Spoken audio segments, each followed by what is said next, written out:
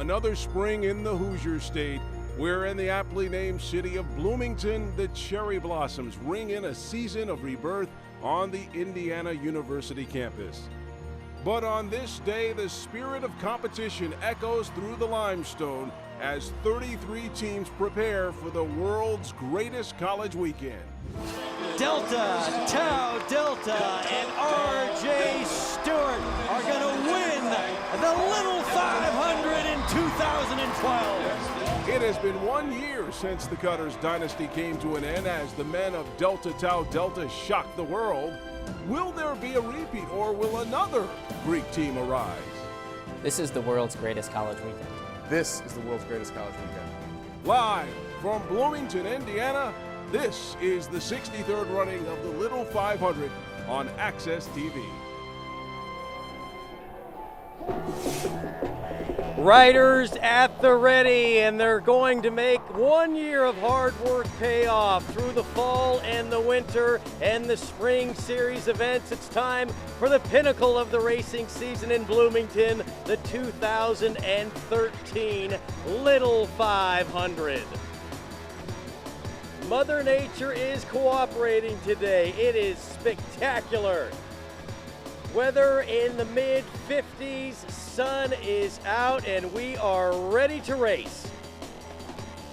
Rich Cellini joined by two proud IU alums and Little 500 veterans, Jason Sonneborn and Hans Arneson. Today is about racing, but the entire year building up to this, Jason, this is bigger than just a day of racing. Oh, absolutely. Campus is alive. There's a tradition. There's a sense of purpose with this race. Rich, it really stands for three things. One, we're building student leaders, both with the Student Foundation and out there on the track. Two, the race's primary purpose, scholarships for working students. Today, we've raised over $1.5 million, scholarships for working students.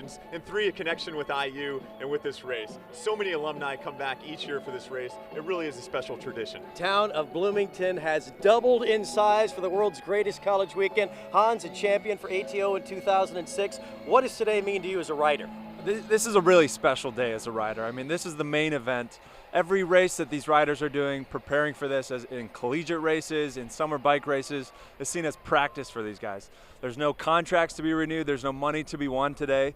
It's just the pride and honor of hoisting the Borg Warner Trophy at lap 200. Well, a season ago, the question was, could anybody knock off the Cutters? And our answer was yes, as we look back to 2012. As you might expect, we had some good racing, but we also had a few mishaps.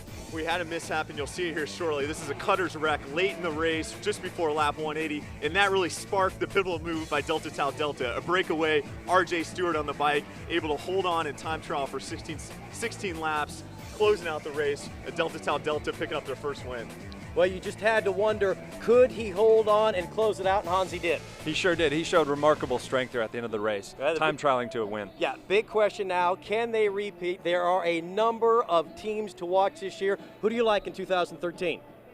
In 13, I like number 13 for the Cutters. Our winningest team in Little 500 history. We've got the fastest man on the track in Kevin DePass. He's won ITTs and missing out. A really strong number two, Tim Nixon, another senior on the team.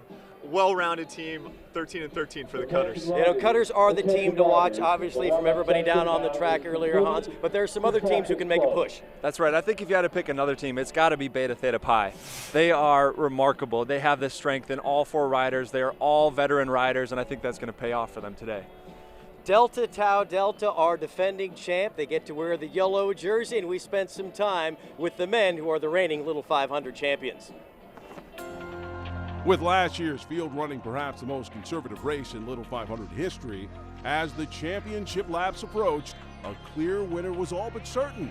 That is, until Delta Tau Delta's senior sprinter R.J. Stewart saddled up for the last 12 laps of his Little 500 career.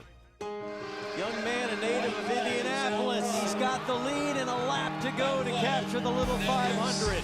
Delta Tau Delta and R.J. Stewart are going to win the Little 500 in 2012. My last race, my last says, my last lap, I had to keep going.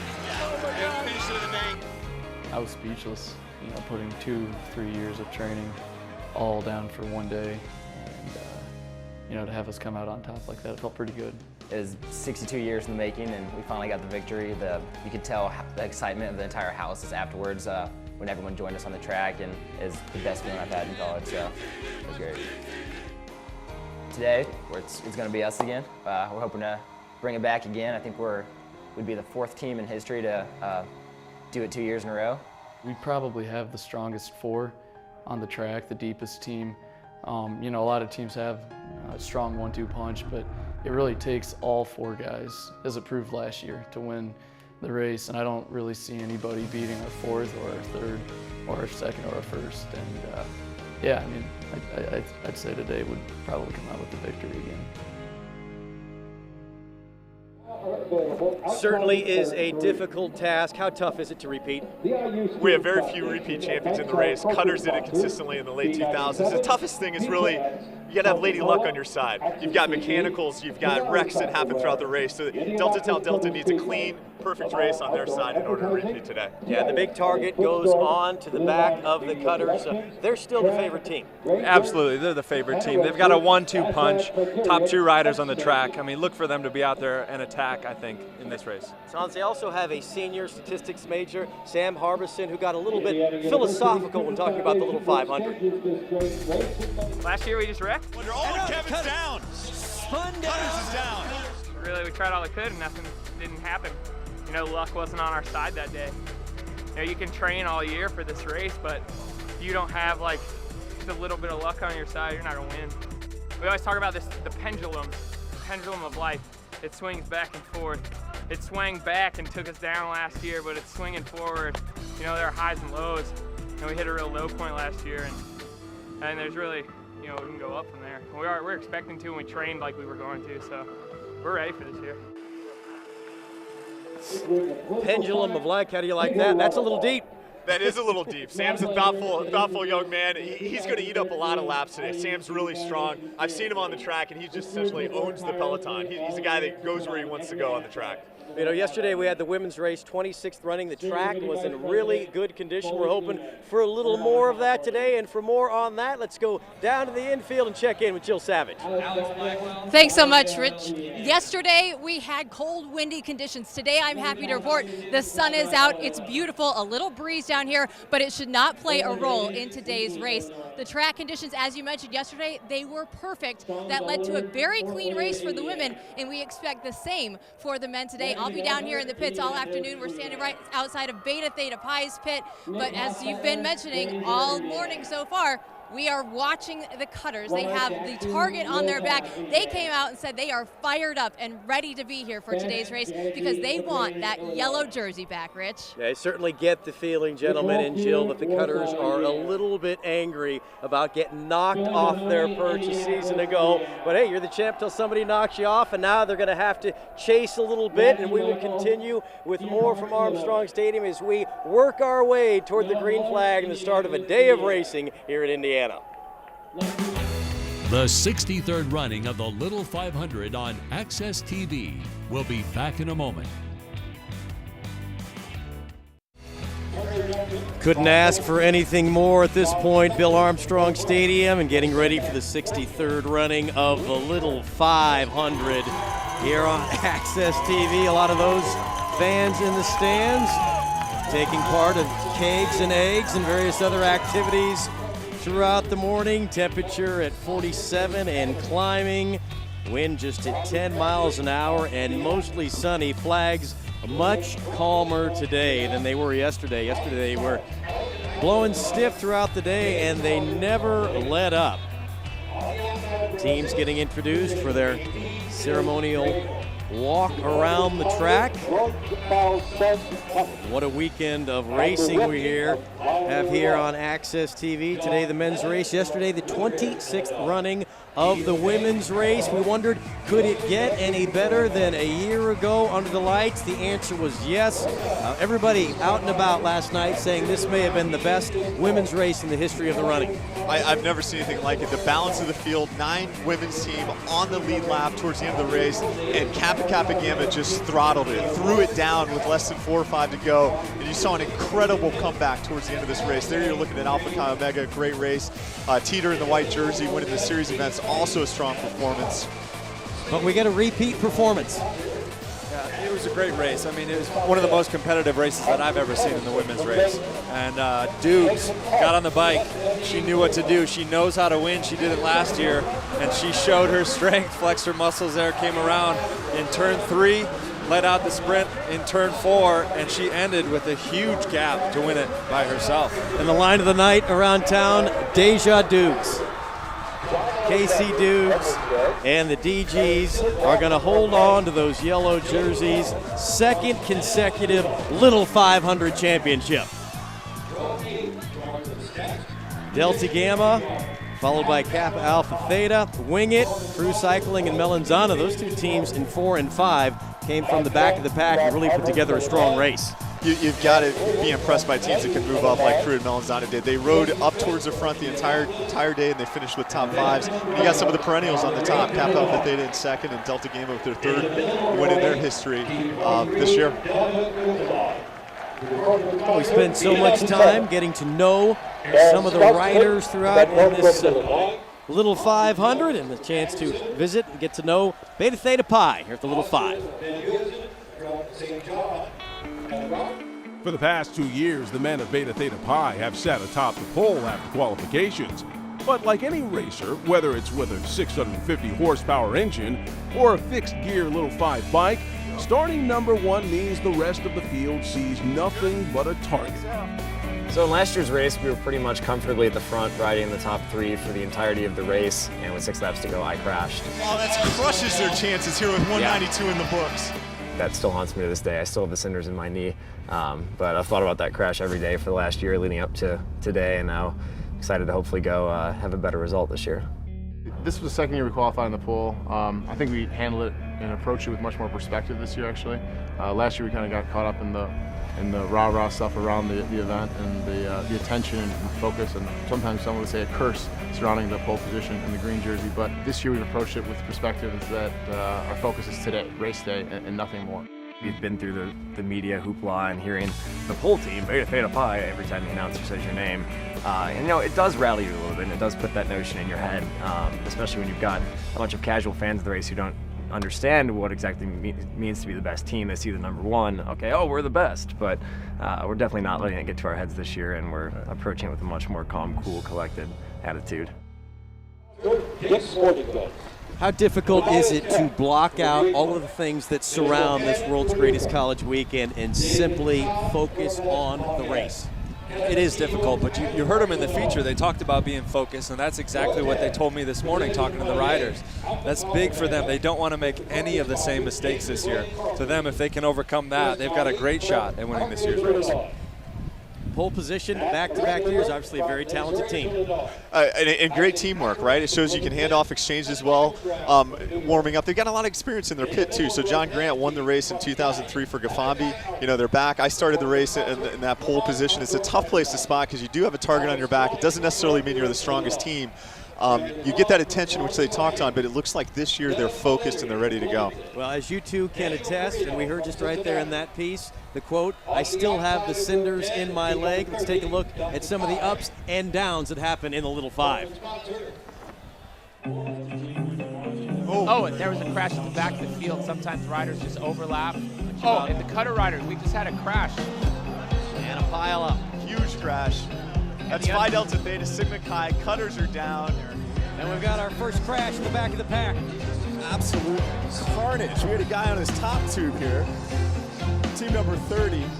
Oh, and a spill by Kappa Gamma. They're not having quite the day they had hoped for there. Oh, look at that just get away. And some of the bumping and another little mishap. Just shot all the way inside, and what really hurts about that is that you just hit your shoulder and your collarbone right on that cement gutter. Oh, that was not a good exchange.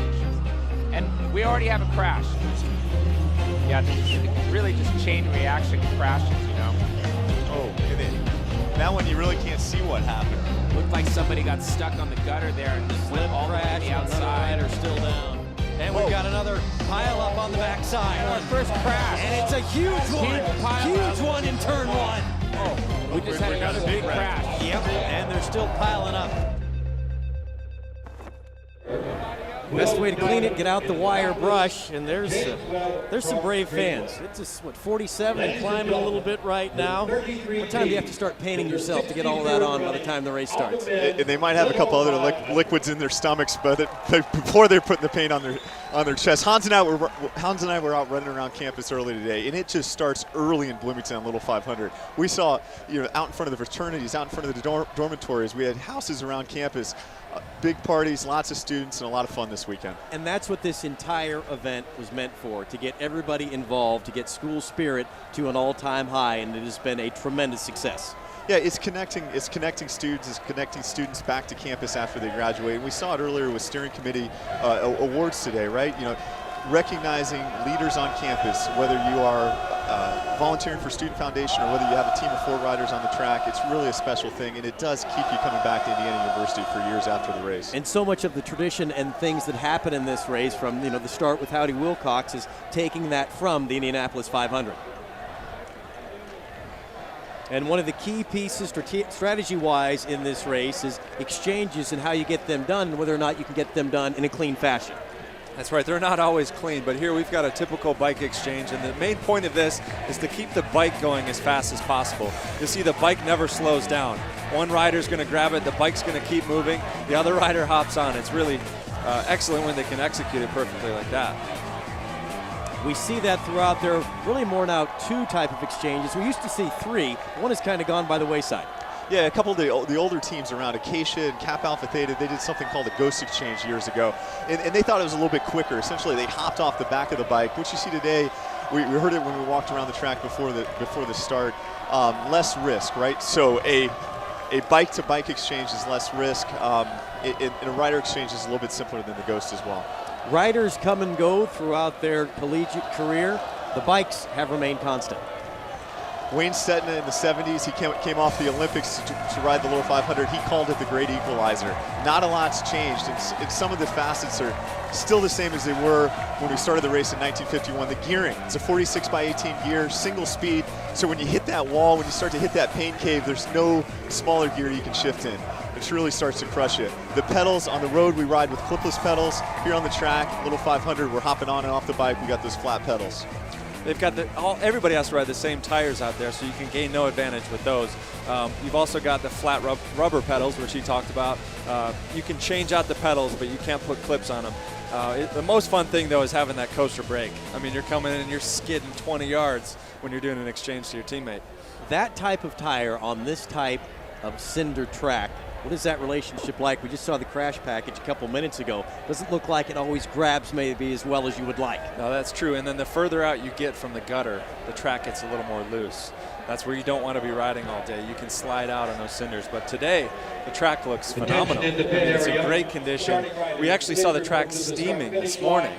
It froze here overnight, so the track was so cold and so hard. I think we're going to see excellent conditions out there today. Which will make it fast, and what we can hope for is that the clean part of the women's race yesterday is what, hopefully we can get today, another clean men race. And I mean, there's a good shot right there of what you talked about, steam coming out of the track, and everybody down below said they'd never seen this before.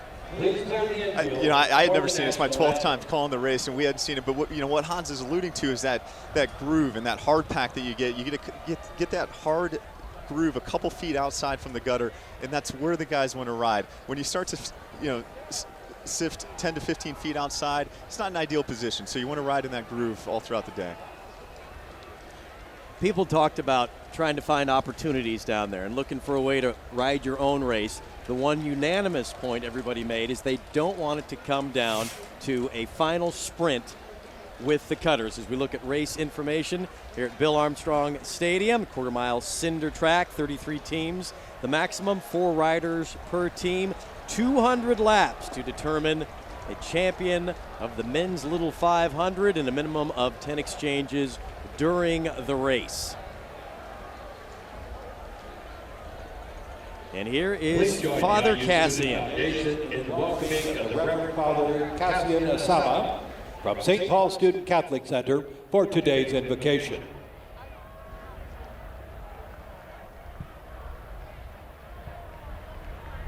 Please, let us have a moment of silence for the victims of the bombing in Boston and for the victims of the fire that happened in Texas.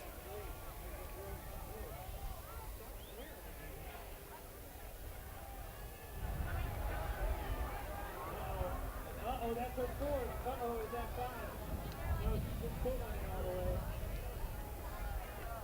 Come on, Paige, one more, get it in. Oh, she did it. Winner, winner, chicken dinner. Ding, ding, ding, ding. It's left before you. Sorry, Sandy, there you go. Eternal and all-powerful God, you have created us so that we might strive to be the best and the most pleasing to you in all that we do. Bless all of these competators that they may compete to their fullest capacity and to the best of their ability, that they may be safe, that they might know your abiding presence, and that the disciplines they have developed may be fully exhibited and sustained through this race and throughout their lives. We ask you, all-powerful Lord, to watch over and bless all who are gathered here in a spirit of joy and computation. We thank you, wonderful God, for all of the hard work and dedication of those who worked to make this day possible, and ask you to bless them. May we all come to know your wonderful love and majesty through the experiences of this day. We offer this prayer in your holy name. Amen.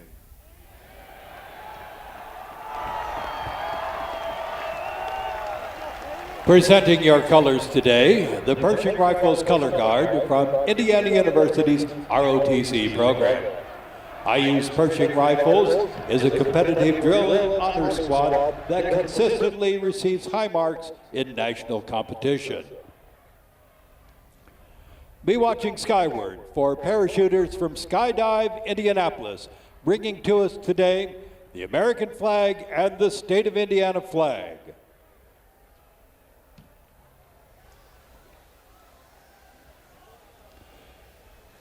Please join our riders and coaches in celebrating America's freedom, those who now protect it, and we honor those, of course, who have paid the ultimate sacrifice.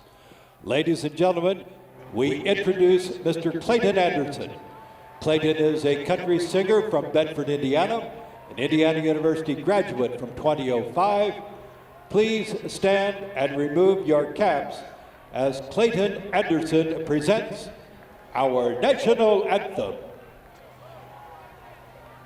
Oh, say, can you see by the dawn's early light what so proudly we hailed at the twilight's last gleaming, whose broad stripes and bright stars through the perilous fight, oh, the ramparts we watched were so gallantly streaming, and the rockets' red glare, the bombs bursting in air, gave proof through the night that our flag was still there.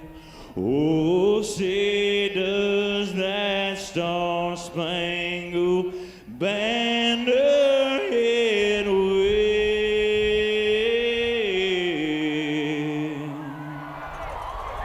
Oh, land of the free and the home of the brave.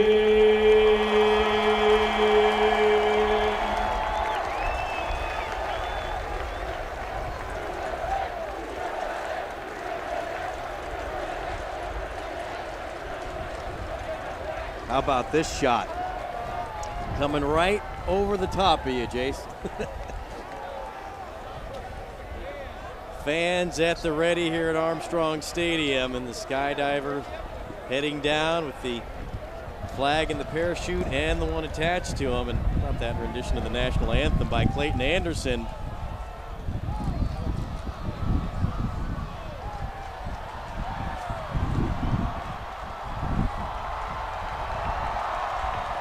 And the first one able to touch the little 500 logo, and these fans are ready for a little racing.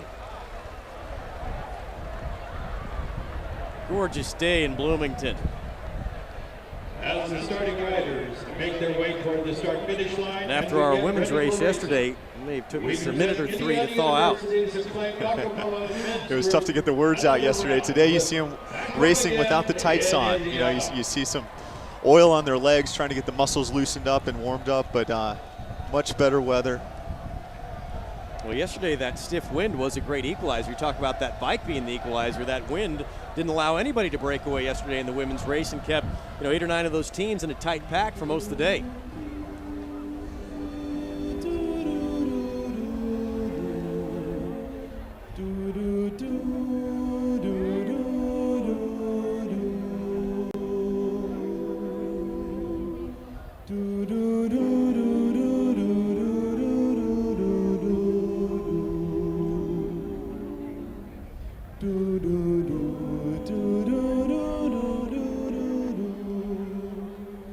Back home again in Indiana, and it seems that I can see the gleaming candlelight still shining bright through the sycamores for me. The new moon hay sends all its fragrance from the fields I used to roam. When I dream about the moonlight on the Wabash, then I long for my Indiana home. Back home again in Indiana, and it seems that I can see the gleaming candlelight still shining bright through the sycamores for me. The new moon hay sends all its fragrance from the fields I used to roam. When I dream about the moonlight on the Wabash, then I long for my Indiana home.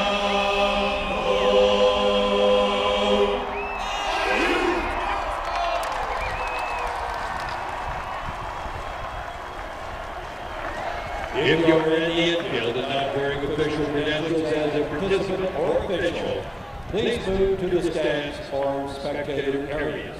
Only properly accredited personnel are permitted in the infield.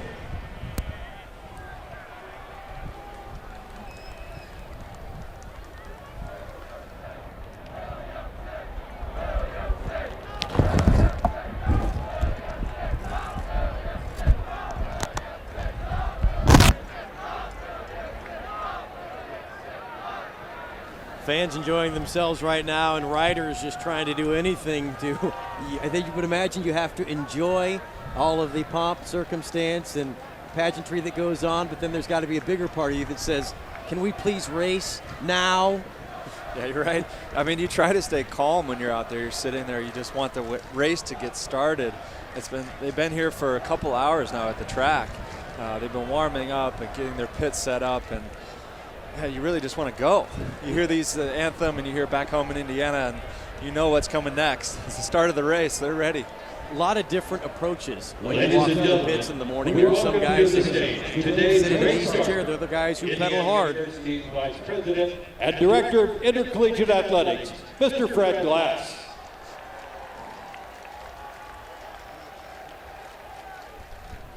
Ride smart. Keep your heads up. Godspeed and good luck. And now, the words you've all been waiting to hear. Gentlemen, mount your little 500 bicycles.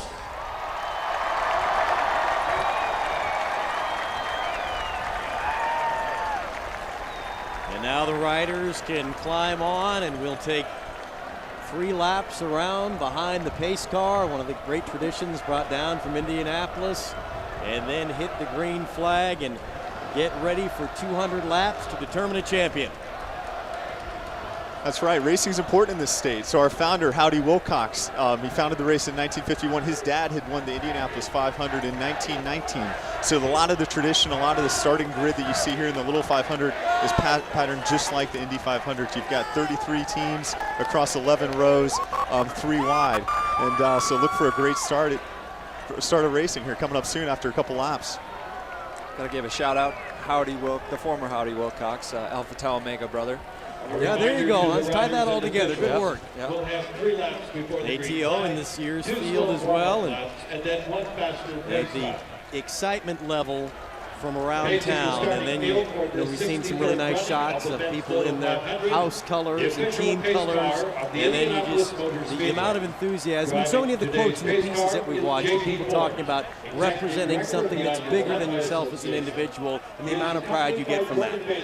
Yeah, in a lot of these shots, you can see just the amount of fans out there. You know, Phi Gamma Delta, you'll see a lot of them today. They're starting, just in front of the start-finish line. They've been in almost every race since our first race in 1951, and they lead the all-time standings.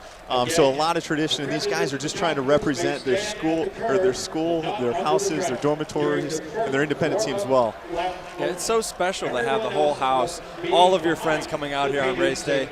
They're cheering for 2 hours straight. They're amped up the whole time. It's so fun to have them behind you. It really keeps you motivated, and like you said, I mean, you're racing for something bigger than yourself. It's bigger than your team. It's for your house, for tradition. And the neat part, you talk about friends today, but as you guys see when you're back here every year, friends for life. And absolutely, on your team and then not on your team as well. Your competitors on race day, but you've done so much to contribute and to kind of get ready to race today. As you can start to see the starting grid there, you see Beta Theta Pi, our pole team, starting in this pole slot number 1. Black Key Bulls have been in the race since 2007, have not been out of the top 5. So they're a top team today. Look for a good performance out of them. Christian Student Fellowship rounding out that first row. Qualified very well in the 3rd spot. And in the 2nd row, you've got Sigma Phi Epsilon. They last won in 1999. It's great to see them back on campus and competing in the race today. Great quals time from them. Kappa Sigma also in row 2. And Sigma Nu. And there are just, there's a handful of teams that you got the sense that everybody understands who they're going to be. And Fiji as well, very well represented, wearing the orange today.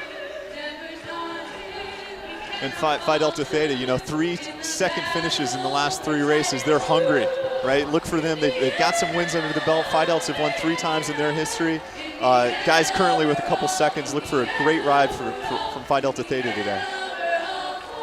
In the white shirt, the Cutters. The Cutters are there, and they're ready. They're angry, like you said. They didn't win last year. I bet you they sure do this year. They want to win. Oh, boy. They have an edge to them. A lot of championships in row 4. Phi Kappa Psi with 7 championships. The Cutters with 12. Really stacked row. Sigma Chi there, they've also won. Sigma Chi last win in the race in the early 1990s. Delta Tau Delta, our former champions last year. They're ready. They've reloaded. They may not have their top rider from last year, RJ Stewart, but they do have weapons they can use today. And the experience and the confidence of winning the race. Absolutely. That goes a long ways. They know what it feels like, and they want that feeling again. AE Pi, you see them rounding out row 6, a couple championships in the 1980s. And just so much that goes into having a team that can qualify. You mentioned that 33 teams entering in the race. There's more people that would like to be involved in it, but you've got to earn your way. you know, to race in the little 500. And we've got full fields in the women's and the men's race this year. I think there were 40 or so teams that tried to make this race, and you're right, Rich, only 33 make it. So it's, you know, essentially a tough qualification run just to get in this race. And, you know, the people you visit with and you get their take on it, that, you know what, you spend that entire year to get to today to see what you're made of. And Hans, you made a great point yesterday. You said, look, it's not like you have another game after this one. This is what you get, and no matter how it goes, you know what, you got a whole year to either celebrate or sit and chew on it. Yeah, these teams are so amped up. They're so ready. They've been training all year round. And we've got one more lap to go, and then this is going to be an epic start. Here we go with the green flag. And the start of the 2013 Little 500, the 63rd edition, is underway at Armstrong Stadium. Did you see your pole team there? That's Matthew Green on the bike for Beta Theta Pi. He's a very strong, experienced rider out there, just driving it right from the start. He's up on the tip of the saddle, just driving it hard. Black Key Bowles sitting in second.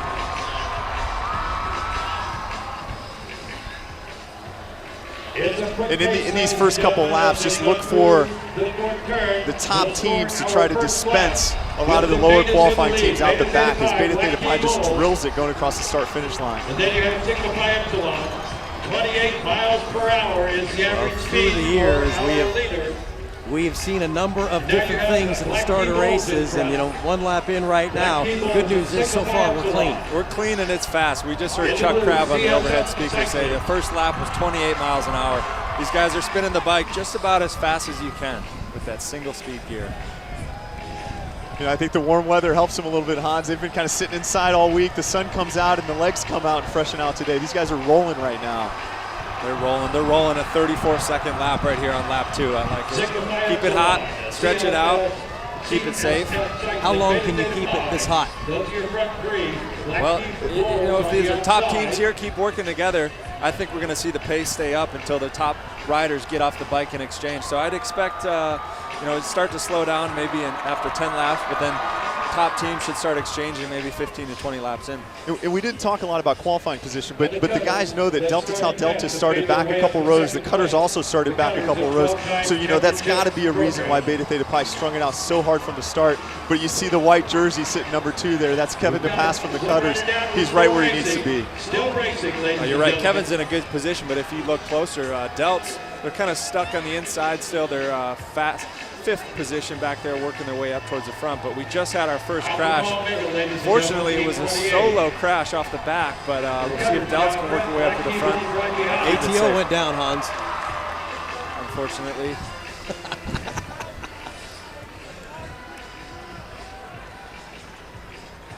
Yeah, that hurts. They've got a lot of work cut out for themselves today, and rebuilding year for our program. Cutters taking the lead. Black Key Bowles sitting in second.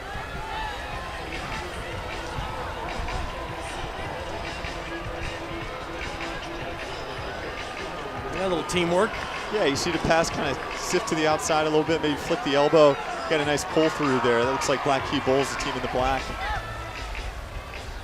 You know, Black Key Bowles has got to be hungry, Hans. You know, they've been in this race, like I said, since 2006, 2007, always in the top 10, but never quite on that top tier, you know, with a 3rd place finish. You know, what kind of things are you seeing out of that team, maybe in their pit, or what their strategy is for today? Well, they're hungry and they know what to do. I mean, there's a lot of teams here who are very well balanced today. When I look at the top 4 teams, there's 16 riders, and those 16 riders all rode in the top 30 of ITTs. That means that these teams are all very well balanced. Black Key Bowles especially, they had 4 riders in the top 16, so look for them to be queuing off of the Cutters, be queuing off of the Delts, be queuing off of Beta, but they also want to make their own moves. They want to make their own race at the end here so that they can try to get their first win for the program. Looks like Phi Kappa Psi up there charging it from the front. Is that Sigma Nu? Sigma Nu, I'm sorry, Sigma Nu lead team.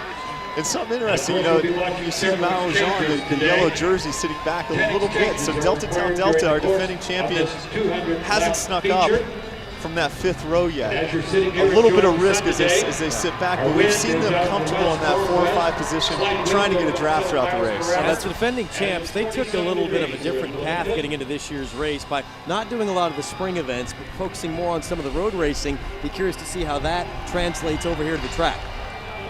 Absolutely, and their style's pretty typical, coached by Courtney Bishop. We often see the Bishop teams sitting back, getting a draft, waiting around till the end. I mean, we saw last year play out for them with RJ riding away with 12 laps to go, but they often don't like to put their nose in the wind too early in the race, so I kind of expected from their team, but you're right. We'll see how their training and practice and road racing translates onto the track today. They're kind of the wild card when I talked about it with other teams. We said they didn't do all the spring series events. And now we've got our pile up on the back. And you've got bikes on top of people on tops of bikes. You got mayhem over there in turn 3. That is the dreaded turn 3 that the IDS likes to write about. That is, and you expect that. You usually see that wreck between laps 5 and 10, so it doesn't really surprise us. It's how quickly teams can react, and I don't see any riders down on the track. Everybody's back up and on their bikes. Yeah, and you know what that means is it's still a green flag. There's no yellow flag. That's really stretched things out. The pack actually surged when they saw that wreck, and they've distanced themselves. Another look, gents.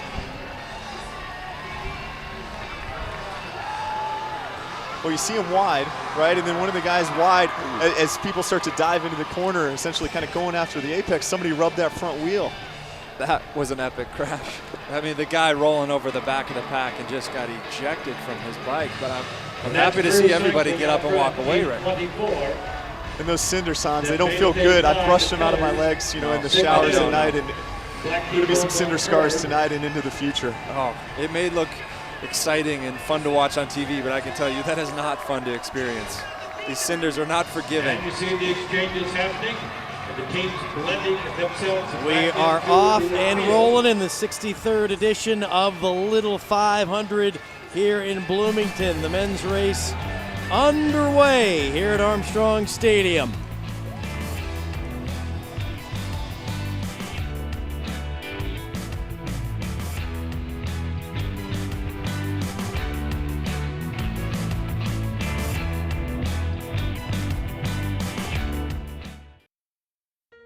To win the Little 500 would be just the icing on top of my college experience. Not only an individual thing, but a team goal that kind of develops through your college years. It would really incorporate being a part of an IU tradition and self-fulfillment. To win the Little 500 for me would be the culmination of my college career. It would be a validation of the lifestyle of hard work and training that I've lived for the past year, and really just an excellent capstone to 4 great years here at Indiana University. Solid start to the men's race, and that lead pack has found an opportunity when things got a little hectic with the crash in turn number 3, and they've taken advantage. And we're seeing some sense out of the guys starting out. Here we are with 14 in the books. What's happening out there, folks at home, Beta Theta Pi is trying to get away and get in for an exchange. The Cutters have been queuing off that. So Kevin DePass for the Cutters, Green on the bike for Beta Theta Pi. They've been queuing off each other. Nobody's been able to give it up yet and get the number 2 guy on. No, I think it's great awareness by the riders to be able to feel that out and not have a specific lap that you have to go out and do an exchange on, because you don't want somebody to queue off of you. You kind of want to play it by ear and see when is a good time. When can I maybe sneak on somebody else's exchange and get out there and get a good gap. And here you can see Black Key Bulls. They decided that was a good timing, right? So you see Black Key Bulls up out of the saddle, pedaling hard. I see a rider up in their pit. Looks like Black Key Bulls is going to do an exchange, and Cutters is trying to counter it just a little bit. Coming around now, you're watching exchanges here. Indeed they are, and they'll both exchange. Oh, you got all 3 lined up. Here's the ballet on the front side. Oh, and a bump. You've got some contact between Beta Theta Pi and Black Key Bulls rider. That hurts him just a little bit, doesn't he? He's got a little bit of a gap to close now, the Beta rider does. The good thing is he's got the Cutters right there with him to help close that gap. Tom Laser on the bike for Beta Theta Pi. So you've got 3 teams coming in right now, and Black Key's pulled off the exchange. Beta Theta Pi being the last pit, just needs to get the head up and be looking forward, right? Yeah, you got to keep your eyes forward. It gets dicey out there when you have everybody doing it at the same time, but that's what I was talking about, queuing off of one each other. You want to use that to your advantage, but just like you said, keep your eyes forward and ahead on the track. Oh, you see our defending champion now doing their first exchange. Delta Tau Delta on the backstretch. as you've got the main pack there, but there's Delta on the outside. They're doing a bike exchange, and Hans, you and I learned earlier, they like those bike exchanges because of the risk factor. They feel it takes a lot of the risk out of the equation, and in fact, each rider has their own seat setup as well. Yeah, sometimes it could be a couple seconds slower, but they really feel like that's worth sacrificing a couple seconds for the safety and also to get the seat height dialed in and the handlebars. They really make the fine adjustments to set up each rider for the bike exactly how they want it, because you only have 2 bikes on the track today and you could have 4 riders of varying heights. It's hard to sometimes find that medium. So, you know, you've got a lot of teams kind of sneaking up to the front right now, and you got some of our favorites sifting back just a little bit. Delta Tau Delta still comfortable in that 6-7 slot. Cutters and Beta Theta Pi are having to work themselves through a lot of the traffic in the pack. Yeah, there is still a pretty good sizable pack here. I think there's got to be 16, 17 teams, it looks like, in this lead pack. Theta Chi making a nice push at the start of this race, too. You know, I saw Pi Kappa Phi up there. You know, Phi Delta Theta are 8 starting teams out on the front. And now you see Beta start to pull back up. Yeah, I think Beta is going to try to ride at the front. I mean, they did use a lot of strength and energy last year. Maybe used a little too much, so look for them to get back in. Probably not lead as many laps this year, but they're very strong and they're knowledgeable veteran riders, so they want to stay up in front and stay safe.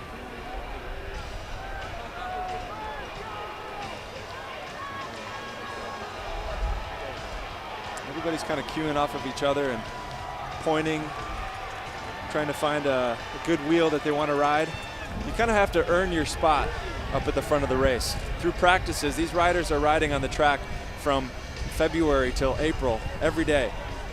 And when you practice with other teams that often, you kind of learn who are the top guys, who are the top teams on the track, and you kind of earn your place to be at the front of this race. If you see a team who's maybe qualified in the back of the race, they try to come up in the front, you'll get yelled at, you'll get told where to go. Nobody wants to ride behind somebody they don't know. Sam Harbison on the bike for the Cutters. Dom Laser on for Beta Theta Pi. A lot of shifting right now at that front of the pack. Sigma Phi Epsilon. Yeah, you see a lot of teamwork, kind of as Hans has mentioned. These guys have earned a lot of respect, and so they're able to ride together pretty efficiently on the front. We see the twitch of the left elbow as the next guy pulls through. That's Phi Delta Theta. Yeah, the guys up there, they have a lot of trust amongst each other. They've ridden collegiate bike races together. Some of them probably even race on the same bike teams during the summers. They're probably not doing a lot of talking in the front of the race here. They just know what to do right now. They're trying to string it out. It looks like rotating pace lines for the top 5 riders. They want to maintain that good positioning. But Delts, our former returning champion, they're not willing to put their nose out of the wind just yet. You know, one of the things in the red. Go ahead, Jason.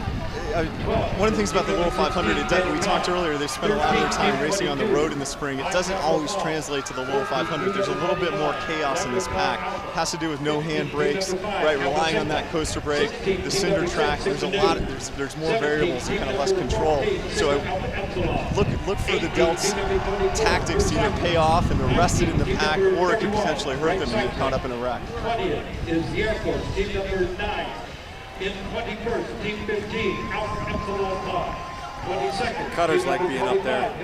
They're not afraid to put their nose in the wind, as you say, Hans, and lead the race. They're not. They're riding this race. Oh, and another. Just right over the handlebars. 26, team number 20. Who is that? That's team number 19. That's Forrest, the dormitory that we have on campus. He just looked like he did an endo right over top of the handlebars. Not the greatest exchange, though. Team number 28, Alpha Omega. 31st, team number 27, Delta Sigma Pi. 32nd is 33. I got the bump right there.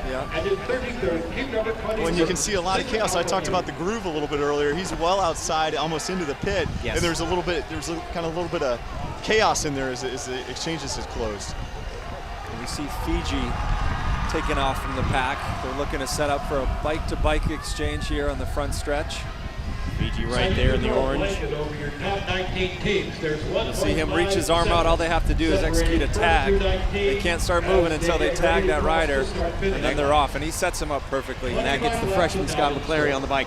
Yeah, Phi Gamma Delta riding great. They haven't won the race since 1995. They've got a couple of strong brothers on the team this year. Charlie McClary and Scott McClary from Bloomington, Indiana, trying to regain their footprint as one of the best teams in the race. But they're always up there, right? I mean, they're there almost every year. When you talk about teams in contention, I'd put them up there every year. Oh, and you've got a little bit of fireworks right now as you see Beta Theta Pi coming in for an exchange. Kappa Sigma is going to go as well. You saw the cutters chasing them down, trying not to let them get as much of a gap. Make them work a little bit harder to catch back up. You don't want to give anybody a free ride.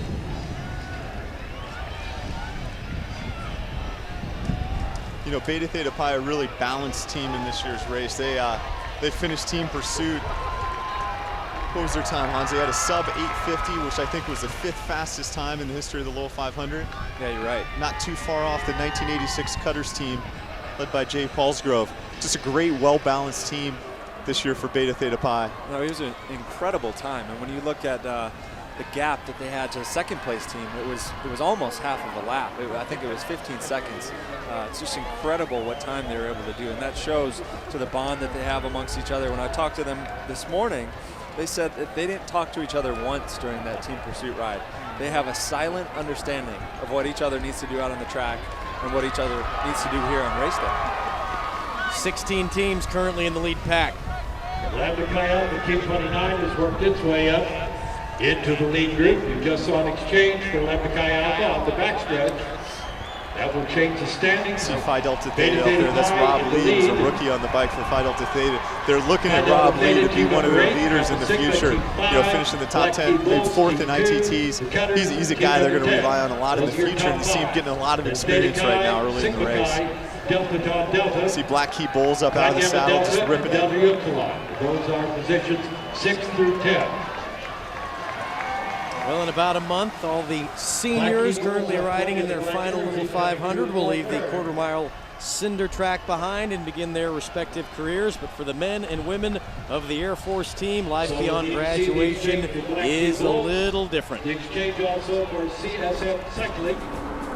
In addition to the teamwork and conditioning skills every rider develops throughout the season, Little 500 teams are also groups where leaders are born. For one men's and women's team, leadership has no greater application than in the United States Air Force. As being captain for a Little 500 team for going on 2 years now, that you encounter, I guess, unique leadership experiences or troubles, whether they be with scheduling, but also you'll have personalities that sometimes, if the situations tends to don't always get along. And so I think that having ROTC throughout the semester along with Little 5 adds kind of a unique aspect to your leadership development. You have to balance each member of the team, know how much time they can commit or willing to commit, and help them grow with what you get from their commitment. I think the Little 500 is something that you can take away from IU, no matter where you go, whether it's deployed or whether it's in a business setting, whatever it is that you do. But if you find somebody who's ridden or who's had that same experience, I think it'd be a really great thing. One of our alumni riders is actually preparing to deploy. She's been through pilot training, she's just finishing up, and she's getting ready to go on her first deployment ever. So we keep in touch with her a lot and give her all the updates we can. I definitely feel like she'll take some of that Indiana pride and Little 500 memories with her. I would like to do the same. If I can get our lower classmen riders to just send me a couple words every now and then, it'll bring a smile to my face. Nice piece. Very nice piece. There's the Air Force men in their pit, and a good crowd on hand today. You see everybody leaning over the rail, and a lot of shouting and chants and cheers from the houses. And what a day. It's great to see that higher purpose there with the Air Force team, right? Yeah. They do so much. It's kind of each step is a building step as well, and I'm sure these experiences can help them in the future, as they said. But it's great to see that in the race. So much focus, I'm sure, on their side. Beta Theta Pi pulling through. They're keeping the pace pretty hot still. I've been looking at it about 36-second laps. I think average race speed is 24.5 miles an hour right now. And we've got a really balanced race right now, folks at home. We've got Sigma Nu sitting in 5th place. We've got Kappa Sigma up there, one of our upstarts. I've never seen them start in the top 5. The team in gray, really kind of rounding out a balanced field right now with 16 teams on the lead lap. And while we have a moment, let's go downstairs to Jill Savage. Thanks, Rich. Standing next to Matt Blurg. And you're assistant coach with Delta Tau Delta. And I want to ask you about the starting position. And you guys have been kind of staying back a little bit in the pack. Is that the strategy, or is that just because you're getting a little boxed in right now? Well, so I think we started 13th right inside of the 5th row, so we needed some time to move out and move up. Paul did an excellent job getting us into good position. We've got Phil on the bike right now, and I think they're right on point for the strategy that we have to execute. So. Do you want to be moving up into that lead 5 or 6 spot at any point in the next few laps? Absolutely. I think we're already there, but I think that we always want to maintain that both for safety and for strategy. Thank you so much, Matt. Thank you. Rich? Thanks, Jill. Now, Hans, exactly what you said, for safety, to be with people that you know and trust and stay out of trouble. Yeah, stay where you're familiar. I mean, stay around riders and jersey colors that you know. When you come out here as a team, you're prepared. You've looked at this, all the different jersey colors, and to me, you try to get like this color blindness. You block out certain jersey colors you just don't really want to pay attention to, right? And you focus on certain jersey colors, those that you want to target, like the cutters in white, like Beta in green. And you try to always mark them. You don't let them get any gaps. It's interesting how you want to focus in on only a certain few teams. You see Beta Theta Pi right now with the gap, one of the teams Hans talked about. That's Eric Anderson. He's one of our Category 2 racers out there coming in for an exchange. It looks like a rider exchange. And the cutters will do an exchange as well. Yeah, and Beta's been quick all spring with that pole position. They had a good exchange there, nice gap. And you see Delts coming off the front, they're going to do an exchange as well. That's what I'm talking about, where you want to cue off each other. You want to watch particular teams and know what they're doing and react to that. Well, that's the experience that you guys talked about, to have the ability to understand that it's not just about pedaling as fast as you can, but you have to understand how to race, and to be a good racer, you have to understand the whole of what everybody else is doing. Yeah, you're right. You need to gain that awareness, and that comes with just experience of riding and racing on this track. I remember my first year riding out here. When I think back on it, I remember about 2 minutes of the whole day, because it just goes by. It's all such a blur. I mean, with all the commotion going on in the stands and the race and the teams. At that point in your college career, you don't even know all these fraternity names, and it's incredible though what the awareness you can gain year over year. By senior year, if you do this race 4 times, you have like almost a 360-degree perspective on what's going on, and it really pays off. Delta Upsilon got a 5-second penalty for impeding, and just served that. And impeding is something we saw a little bit earlier. That's just kind of when you're doing an exchange, you get in the way of the pack, or you get in the way of another team doing an exchange. So that's going to hurt them. We've also got news. A couple teams are off the back. We got Air Force Cycling down now, and we got CSF Cycling just trailing off the back of that pack. Now the pack is they're keeping a good pace. I haven't seen any real lull. Now, if you look at the pack, you can tell that by the way that they go into the corners and then the straightaways. And when you see the pack start to get 4 or 5 riders wide and too comfortable, that's when you can tell it's slowing down. But they've typically been keeping it about 3 riders wide, with the exception of teams coming around for exchanges. Just 1 second difference between the top 10 teams. So we are about to score our 40th lap. What do you think? We've seen Beta out in the front a lot. Do you think they're doing too much work, or do you think that they're balanced enough that that's their strategy? They want to go out there and make the race theirs. It's a 200-lap race, so you've really got to take your time, right? So here we are, 40 in. It just doesn't hurt to ride aggressively and ride up front. Somebody's got to kind of take that responsibility on. So when you're wearing the green jersey, I really feel like they're taking that responsibility on. If we see a late race attack, look for them to get some rest kind of later on between 100 and 150. Well, we've had an exciting race, but it has not been flawless. We've had some people who have a few cinders in their legs. So we have had another in-race penalty assessed by the chief steward. Oh, this is just kind of a minor mishap down the start-finish line. I think our second one of the day here at turn 3 was a big pile-up. Yeah. Oh. Hans, you called that the rider ejection off of the bike. He was not holding on to any part of that bike. And then one here, right over the top of the handlebars after bumping another rider right there in the exchange. Another one that happened on the back stretch where it could be more of a circus with all of the exchanges going on. But overall, we've still got our leaders up there. So we've had some wrecks, and that's one of the reasons that qualifications is so important. You know, you see the best teams starting up front, and you see some of those teams that didn't qual so well perhaps get caught up in those wrecks in the back. Fortunately, everybody's okay.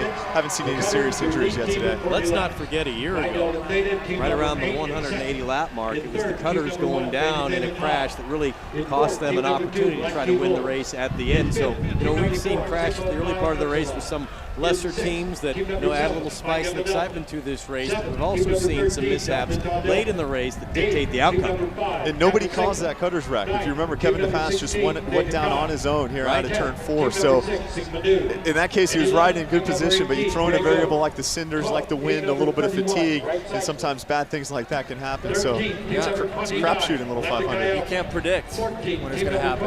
And as a rider and a team, you just want to be prepared to react to situations. And what you saw when that happened was a reaction from the rest of the pack. They put in a hard effort when the cutters crashed because they were waiting for any sort of cue to get an advantage on the 5-time consecutive champs, the cutters.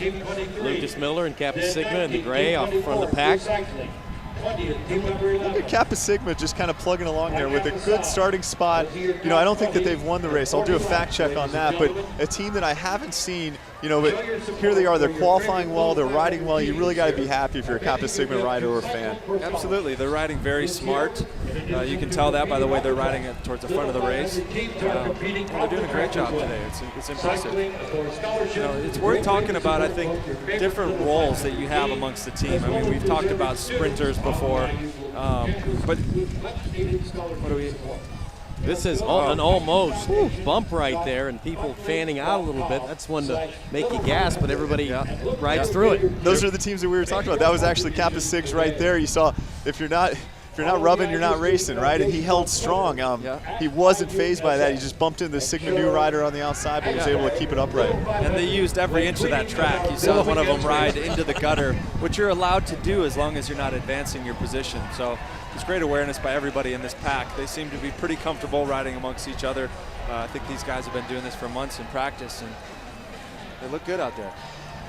You're right, Hans. You've got to use every inch, and if it means there's a wreck and you're going to go into the infield, at that point you're cyclocross rider, man. You're into the infield. You're hopping off the bike. You're doing what you need to do. Yep.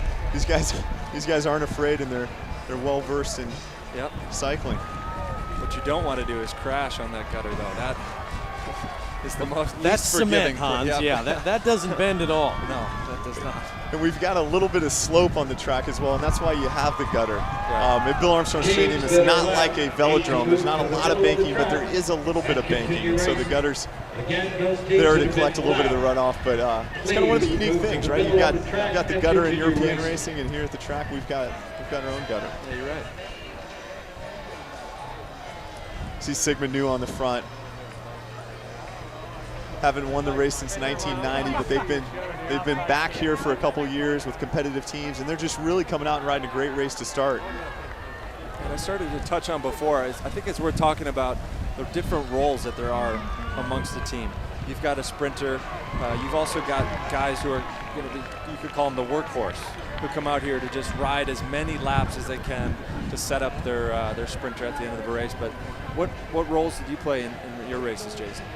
Well, I was trying to get to the finish in a lot of them. In summertime racing, I was also the sprinter. But out here, Hans, you're absolutely right. You pick guys that are going to eat up a lot of laps during the race. And then what you try to do is, if you have a sprinter like Kevin DePass or Will Craigie on Beta Theta Pi, maybe Paul Smith on Delta Tau Delta, that's somebody you want to rest throughout the race and let the other guys eat up a lot of the laps. And here we are with 47. This is a good time. You don't see a lot of action. They're trying to eat up laps and get huge gaps for their exchanges, as Beta Theta Pi is right now.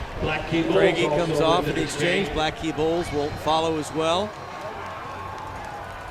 It looks like Fiji is going to cue off of that and get set up for one of their own exchanges. Fiji's been riding really impressively so far, you know, with the McCleary brothers and Phi Gamma Delta. Todd Cornelius in the pit. They've come out pretty aggressive, so you gotta like the way the Phi Gams are riding. Absolutely, they've got 3 veteran riders. Their rookie is the younger McCleary brother, and he's actually a junior national mountain bike champion. So I'd say he's not exactly your more typical rookie. He's got some experience under his belt. Charlie McCleary on the bike for Fiji. Kind of a dicey exchange there by our Spring Series champion, the Cutters. They almost got caught up in some riffraff in the pits. See Tim Nixon getting off the bike and Eric Brodell hopping on for the Cutters. This is actually going to be Eric's first set. Eric is a senior, and he was caught up in that, basically a road accident out training in 2010. He broke his fork. He had I think in fact he snapped his femur. He was involved in a very serious wreck. The guy stuck it through, and here he is riding his first little 500. It's just a great story for Eric Brodell. Delta Tau Delta in the yellow jersey. We've really seen an amazing amount of these teams just queuing off of each other every time. Top 5, 6 teams are doing an exchange. They're all doing them at the same time every lap.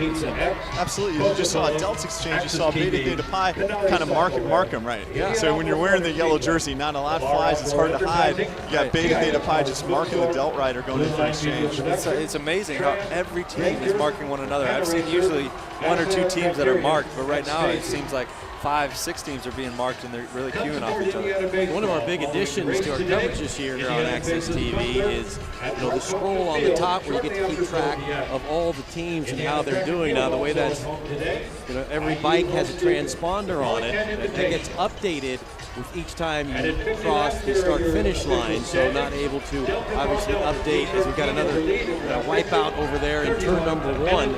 But as you look, can keep things updated as we roll through that start-finish line, and then within the jockeying around that lap, we'll keep you up to date on that. But a good way to keep track of everybody and how they're doing in 1 through 33.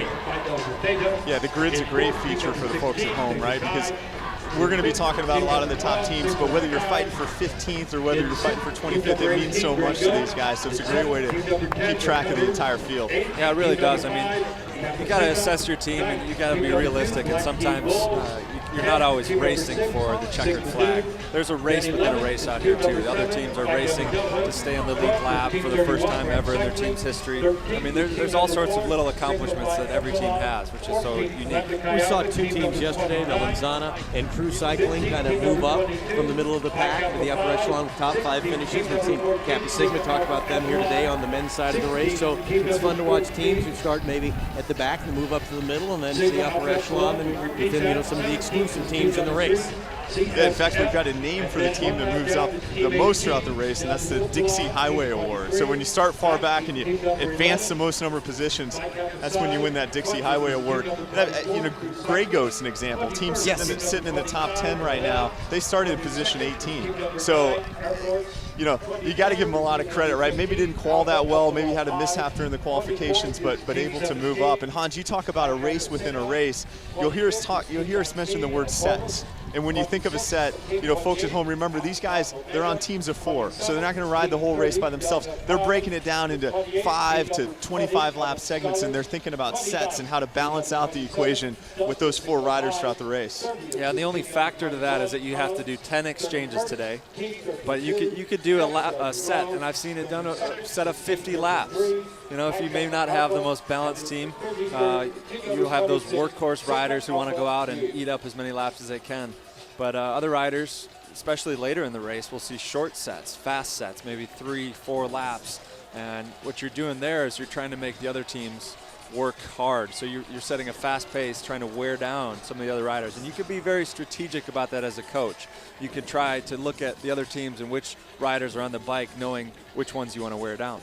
Well, and the big question sometimes comes late in the race is when are you going to get your sprinter onto the bike and into the race? Are you going to do it with 7 laps to go? Are you going to do it with 5? Or are you going to hold it? We've seen the Cutters do it with 2 laps to go and come out and win the race. I mean, there's a lot of ways to try to figure out which way you're going to try to close out this race and get the checkered flag.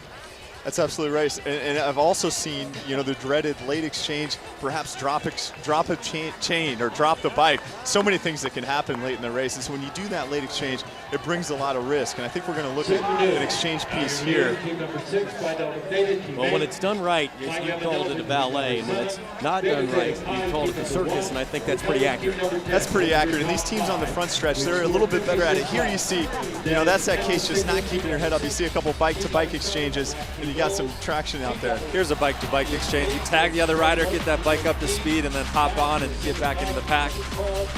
In betas, they've been fluid and smooth all day. Rider exchange generally a little bit faster, handed right off perfectly. And they've got a great place to do that at the end of the pit, straightaway here. Cutters with a bike-to-bike exchange. This is a live exchange here. Looks like it's going to put them right at the back of the pack. Not a bad place to be. Get a draft and start your next set out right. And the pace picked up right there, Hans. Once we get back to action, you see it just strung out. Kevin to pass on the bike. He's got a lot of room to close right now. He's got a fast pace to close it on. Let's check in with Jill. And with Kevin Kirkham here with the Cutters assistant coach. Kevin just got on the bike. I know that you guys worked really well getting from the middle of the pack to the lead. Are you comfortable with that? Are you trying to push the pace right now? It's a long race, and so we just want to be in really strong position, take our turn pulling, keep the pace high, and just wait until later in the race when the moment comes for us to attack. 58 laps into this, you're trying to settle in a little bit. So is that something that you just want the guys to get a little comfortable with the race right now? Yeah, it's aggressive pack riding. We don't want to crash. No crashes. So we got to stay in the front. If you're back in the backs where the Delta riding and so forth, you run a high risk of crashing. We want to ride that way. We want to ride like Cutters. So we got to be in the front. We got to push the pace and wait for our moment. Thank you so much, Jim. You're welcome.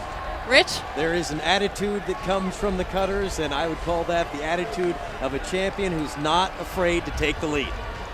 Well, and with 12 wins, you got to think there's a little bit of history. Jim Kirkham, the colonel, down in the pit, he knows what's going on, and he's instructing these guys where they need to be.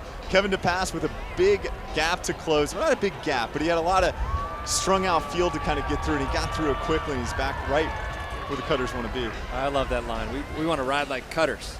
I love his strategy. Being up front, I would agree, for sure. You want to be up front, you want to dictate, you want to create the chaos out there and make it your race. I always believe that, make the other teams ride your race and make them react to you. It gives you the best chance to win.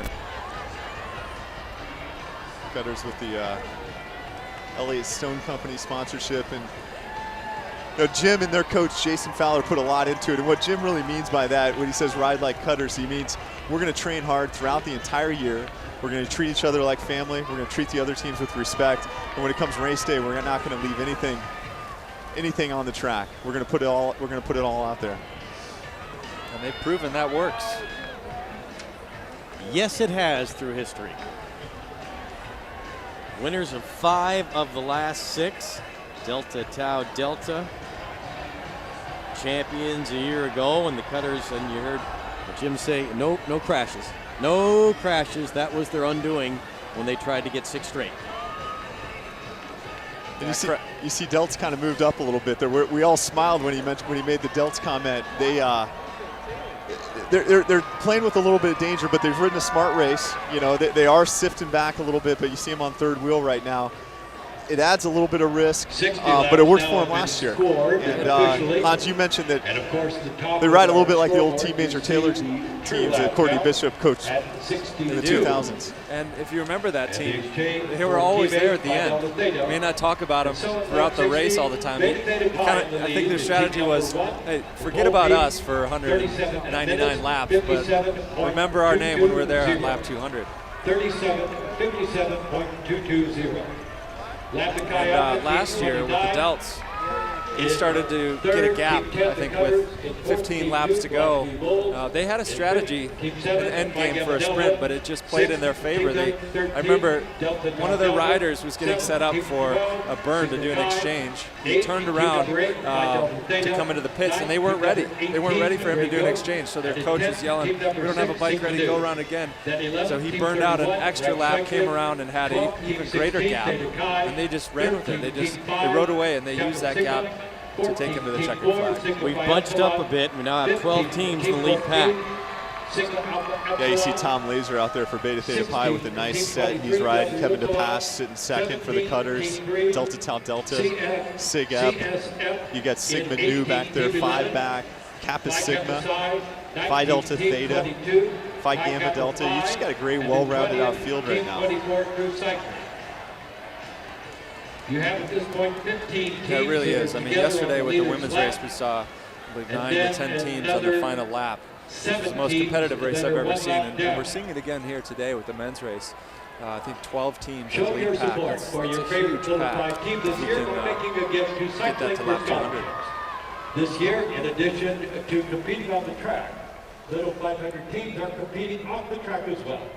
Cycling for Scholarships is a great way to support both your favorite Little 500 teams as well as deserving. We have the big race weekend on Friday, Saturday, but Jason, as you're well aware, we're involved for all 4 years riding in this race. Hans, you as well. That so much of the positive part that comes out of this is the scholarships for working students, and we have again a number of people who have put together some really big time efforts. Yeah, and this year there's something new with the Little 500. It's called Cycling Scholarships for Leaders, and essentially it's peer-to-peer fundraising. So each of the teams go out and they're trying to raise money for scholarships towards working students in a better cause. And some of the leaders in that this year, Kappa Delta Rho actually raised the most money. They went out there and raised the most money towards scholarships for working students. Kappa Alpha Theta was second, and Alpha Gamma Delta was third.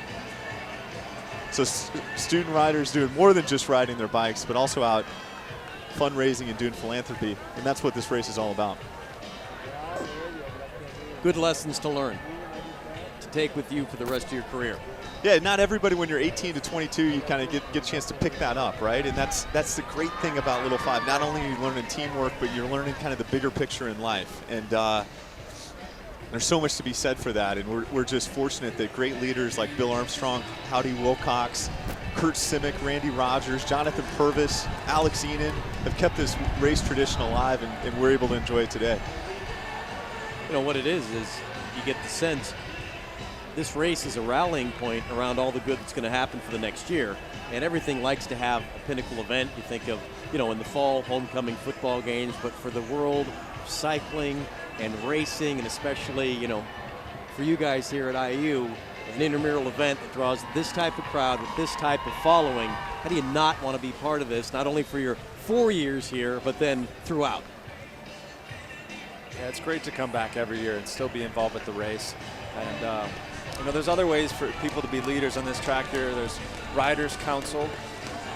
It's a group of riders here on the track, veteran riders, who help out organize meetings, all the spring series events, and they train rookies. There's mandatory rookie week. If you want to ride on this track, you have to be taught by the veteran riders on how to do so. Nick Sapp going to come in for Delta Tau Delta exchange. The defending champs sporting the yellow jersey. Philip Soika on the bike, senior psychology major. Looks like you see Kappa Sigma setting up for an exchange. The cutter rider was out, but he's not going to. Cutter chose not to do an exchange there. Didn't want to do it at the same time as Kappa Sig's. Timing wasn't good, but a smooth exchange for Kappa Sigma. Take over now. Sigma Chi. Hans mentioned Riders Council. That's just an essential part of the race that when you're watching at home, you don't see all those little things, but essentially we've got to have a safe, a sound race. And if you're thinking about riding next year or in future years, think about something like Riders Council. It's a way to volunteer your time. You're a leader on the track, and you're coaching and you're training not just your team, but the rookie riders, as Hans mentioned, which makes for a great, safe race. Beta Theta Pi and Black Key Bulls marking one another, and they'll both do the exchange.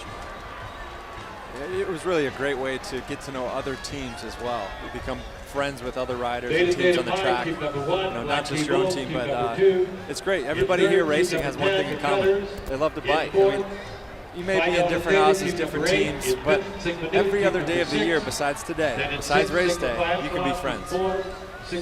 You see a lot of that when I watch you and Jason and everybody interact with all the alums and people that you come back and see that how competitive it was back on race day, but how close everybody is now and how happy you are to see one another. Absolutely. It's great to come back, and there's a following. You come back here every year and you can see your former teammates and other former guys you used to race against and reminisce. and talk about stories. And then talk about race strategy. Yeah. And whether it's negative racing or who should take the lead or what should we do. And you know what? You hear that all over town. Absolutely. You talk about it for 363 days a year. So what's going to happen next year? What's going to go on? Who's going to win? Who's going to be the strong team? Howdy Wilcox's vision in 1951 was the foundation wasn't, they didn't really have a clear mission. They didn't have a clear vision. And so you think about what that vision is, and Hans, you talk about we're all back. You know, we all stay together. The alumni are now supporting the university and giving money back to the university. You know, that's why, that's how Howdy Wilcox's original vision kind of came true. And so what a great vision for the IU Foundation and the Student Foundation to start with. We all feel it today. Standings for 70 laps scored. In the lead, team number 1. Lap 73 out of 200 of the 63rd running men's edition of the Little 500 here at Armstrong Stadium. We've got some great racing. You know, we've got a lot of teams on the lead lap right now. We've got 12 teams up there. You got Sam Harbison on the bike for the Cutters. Kevin DePass just exchanged with him. You've got Black Key Bull sitting tightly behind. You got team number 12, Sigma Chi, a team that I haven't talked about yet, sitting in that third slot. So you got a real balanced field here with 73 laps scored early in the race. We'll go 10 more places in 11th, team 29. So you know, Hans talked about strategy, and that's part of the fun in it. So we were out scoping out the track earlier today and talking strategy with a lot of the teams, and the way it feels to me is that the Cutters have a couple cards they can play. One, I think, is that they have the fastest sprinter in the pack, the guy with the fastest twitch muscles that can close it off, and that's Kevin DePass. Beta Theta Pi is a very well-balanced team, a lot of team strength, right? So have one team pursuit, a lot of guys in the top in ITTs. So look for Beta Theta Pi, Delta Top Delta. They've got to come up with a card to play. Maybe they can take it out of the Cutters' hand and not have it come down to a sprint. 14 teams or so. You know, you're right. The Cutters have the talent for a sprint. But if I'm another team, and I'm thinking that you've got to counterattack. You want to beat them there. But then again, if you're the Cutters and you think another team's going to do that, they want to counter that. They're going to want to go down and make their own race and make it aggressive. And to the Cutters' disadvantage, the more teams there are in the lead lap, one, the harder it is to win the sprint, and second, to your point around attacks, then attacks can start coming from a couple different angles, right? Sig Ep can go, Sigma Nu can go, Delta Tau Delta, Beta Theta Pi. Yep. You've got a couple things, you got more things to deal with, so it is in the Cutters' advantage to start to weed out the field a little bit, so there's not 12 teams on the lead lap. There's more variables, and you're right, some of those are unknowns. They're not sure how those other teams are going to respond. And you don't want that. You don't want that at the end of the race. You don't want to have that wild card. Sigma Pi and Beta Theta Pi putting it down hard right now, as are the Black Key Bulls. And speaking of attacks, right, Sam on the Cutters was out there kind of, you know, holding a little position. You saw a jump right there by Beta Theta Pi and Black Key Bulls, right? They had a chance to jump them a little bit. They did. They're backing off now, but the more times you do that during the race, the more it wears on the Cutters' legs. That's exactly right. It's hard to respond to those all day. It's a body blow. Doesn't look like a lot, but by the time you get down to 180, 185, 190, 195, maybe it's taken just enough out of somebody's legs. Yep. And as a coach, you need to manage that within your riders. You need to gauge how much effort are your riders doing out there. Get them off the bike, get them on the trainer, get them some food, get them a drink, let them relax and recuperate a little bit, put in somebody fresh. Kappa Sigma, Team 5. And with little 5, you know, you talk about the body blow. The body blow is on the quads, right, or the calf, and it could be a cramp late in the race while you're on the bike. It could happen, you know, while you're trying to hop on. It could be a mishap during an exchange, but when that fatigue starts to set in, the little things like exchanges start to mount. So, again, the aggressive racing that you see, if you can see it out of the other teams or anybody, right, you're starting to play your hand and you're starting to play into your advantage. You're right, and that kind of goes along with what I've said before, is making your race. And when you stretch it out and you put in an effort like that, it fatigues the other riders, and like you said, things happen. They may lose a little control of their bike, and I think that you want to put in that effort and you want to create that confusion behind you, make people react to you. I think there's an advantage there. And we've seen that with that type of leadership from Beta all day long. Eric Anderson, the fifth-year senior finance major in the green shirt on the bike. And so Eric Anderson's had a good spring out here. He was 6th in ITTs in the finals and missing out. And what we know about their team is we think William Craigie, I think he's a second-year or third-year rider on their team. That's your sprinter. So you got Eric Anderson right now trying to eat up some laps. William Craigie's sitting in the pit right now, staying rested, starting to flush out his legs on a trainer. And Craigie's smart enough to know that some of the other guys on the track may be a little bit faster in a sprint. He told me that he's not going to lead out a sprint. He's going to be the guy to surprise the next rider. You know, whether it be the cutters with Kevin, he's not going to lead him out. He's going to make him, Kevin or someone, to do the work and try to surprise him at the end of the race.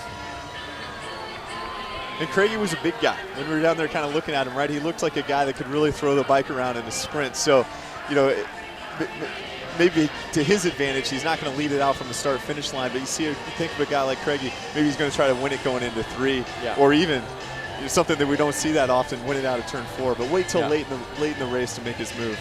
Yeah, and turn 4 could be a factor today. I mean, with a slight wind, only 10-mile-an-hour wind coming down the backstretch, but if you're coming out of turn 3 and into turn 4, you use a little bit of that tailwind, push you to the finish. Well, and look at this. Beta Theta Pi just really stringing out, getting a great gap for his teammate. They've got a rider out in the pit. You see Black Key Bulls countering. Black Key's also got a rider out in their pit, so we're going to see two exchanges down the front stretch. The Cutters are not going to do the exchange. They're going to get waved on. It looked to me like that rider almost wanted to exchange, though. Sam Harbison out there eating up some laps. I think he wanted. Oh, and accident. Got a 3 now down. Still racing. No yellow flag. Still racing. Sigma Chi, one of those Fiji. injured. Grave Go, also one of those injured. We're staying green. They've been up in contention. And it really had nothing to do with the exchanges. I was kind of curious on that. Before I saw it, you see the bikes just floating around on their own. Just looked like a rubber wheels where that front tire brushes the back tire of the rider in front of him and the guy goes down. It was not Fiji in there, it was Grey Goat, excuse me. Yeah, and you see that, Jason. You see that happen towards the back of the pack more often. Sometimes they get a little bit loose in the cinders if they're moving out to the outside there. Something to watch out for. Well, and Grey Goat was on the lead lap. That was team number 18, Grey Goat Cycling, getting caught up in the wreck. Sigma Chi. In 4th, team 16, Theta Chi. In 5th, team 6, Sigma Nu.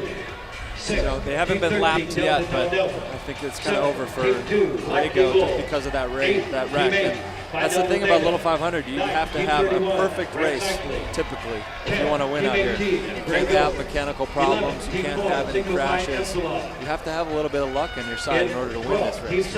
Phi Gamma Delta. 13, team Phi Delta 29, Theta. Lambda Chi Alpha. 14, Come out of the seat there a little bit and push it. 15, team 14. And you've got a fresh Cutters rider on there. They did do an exchange.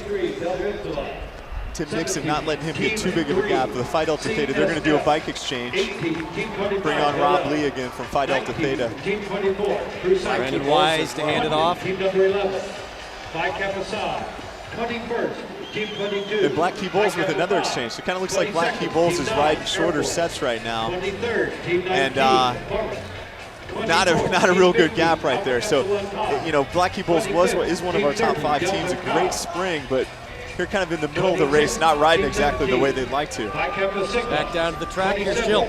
Thanks, Rich. I'm here with Charlie McClurry, and you're now just trying to stay warm and loose out there, but what have you seen on the track so far? It's been moving around a lot. You know, all the burnouts, every single one of them is fast, especially on this front stretch. It's a good pace, a lot of action right now. It's fun because your brother's actually out there riding for your team right now. Nice to have that sibling companion. It's really nice. In training, you know, we get a little bit of brother rivalry, so it's cool. We're one of 2 brother sets in the Little 5 community right now. The DePass brothers, unfortunately, I don't believe Ryan's riding this today, but it's really cool having brothers out on the track. 85 laps into the race, we still have a long way to go. What's the strategy at this point in the race? Just don't go down. Any crash can put you down real quick. Bad exchanges. It's all about staying in good position and staying away from the bad luck. Thanks so much, Charlie. No problem. Thank you. Rich? Nice work, Jill. Good little story there. Yeah, as Charlie knows, each set matters. And each set, riding for position, not being too far back, but a good story between Charlie and his brother Scott.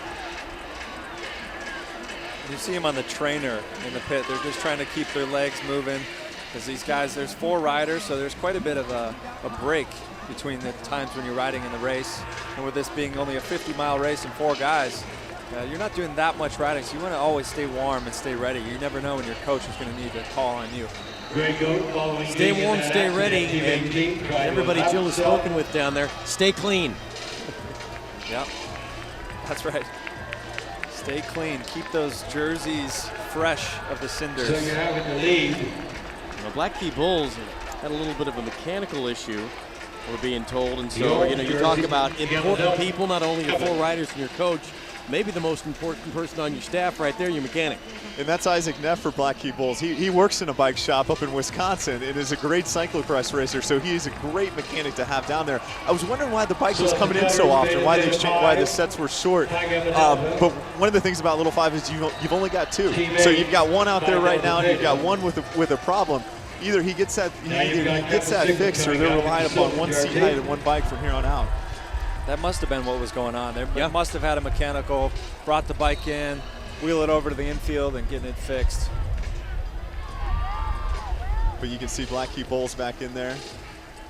And Phi Gamma Delta, it kind of reminds me of the Phi Gam teams of old, riding on the front, liking to stomp out a lot of laps. They've got a lot of history with guys like Jim Lohman and Todd Cornelius. Charlie Krause is down there behind their pit today. And the Phi Gams always come in fit, and they actually are not afraid to put their nose in the wind. And Phi Gams normally like to ride on the front, and it's great to see a team with so much history kind of back where they deserve, and that's on the front of the race. You're right, and that's exactly what Charlie, their assistant coach today, told me before the race. They're going to ride up front. They're going to stay out of wrecks. They're doing just that. They're executing a perfect race in order to keep them in contention. Lap 90 of the 63rd Little 500 bike race here at Armstrong Stadium. We'll be back to Indiana with more racing coming up.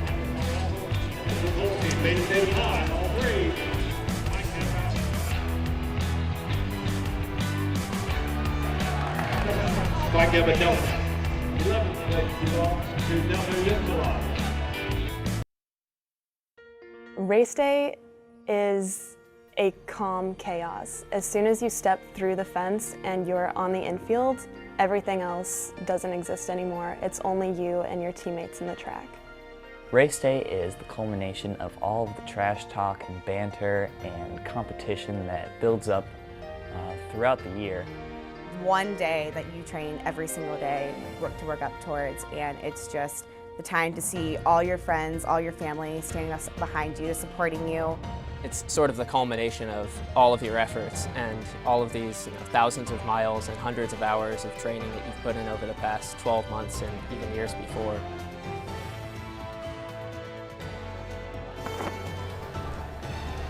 Back to racing here at Armstrong Stadium. Rich Cellini, Jason Sonneborn, Hans Arneson, and Jill Savage down around the track. 63rd running of the Little 500, and a well-run race thus far, and a number of teams still in that lead pack.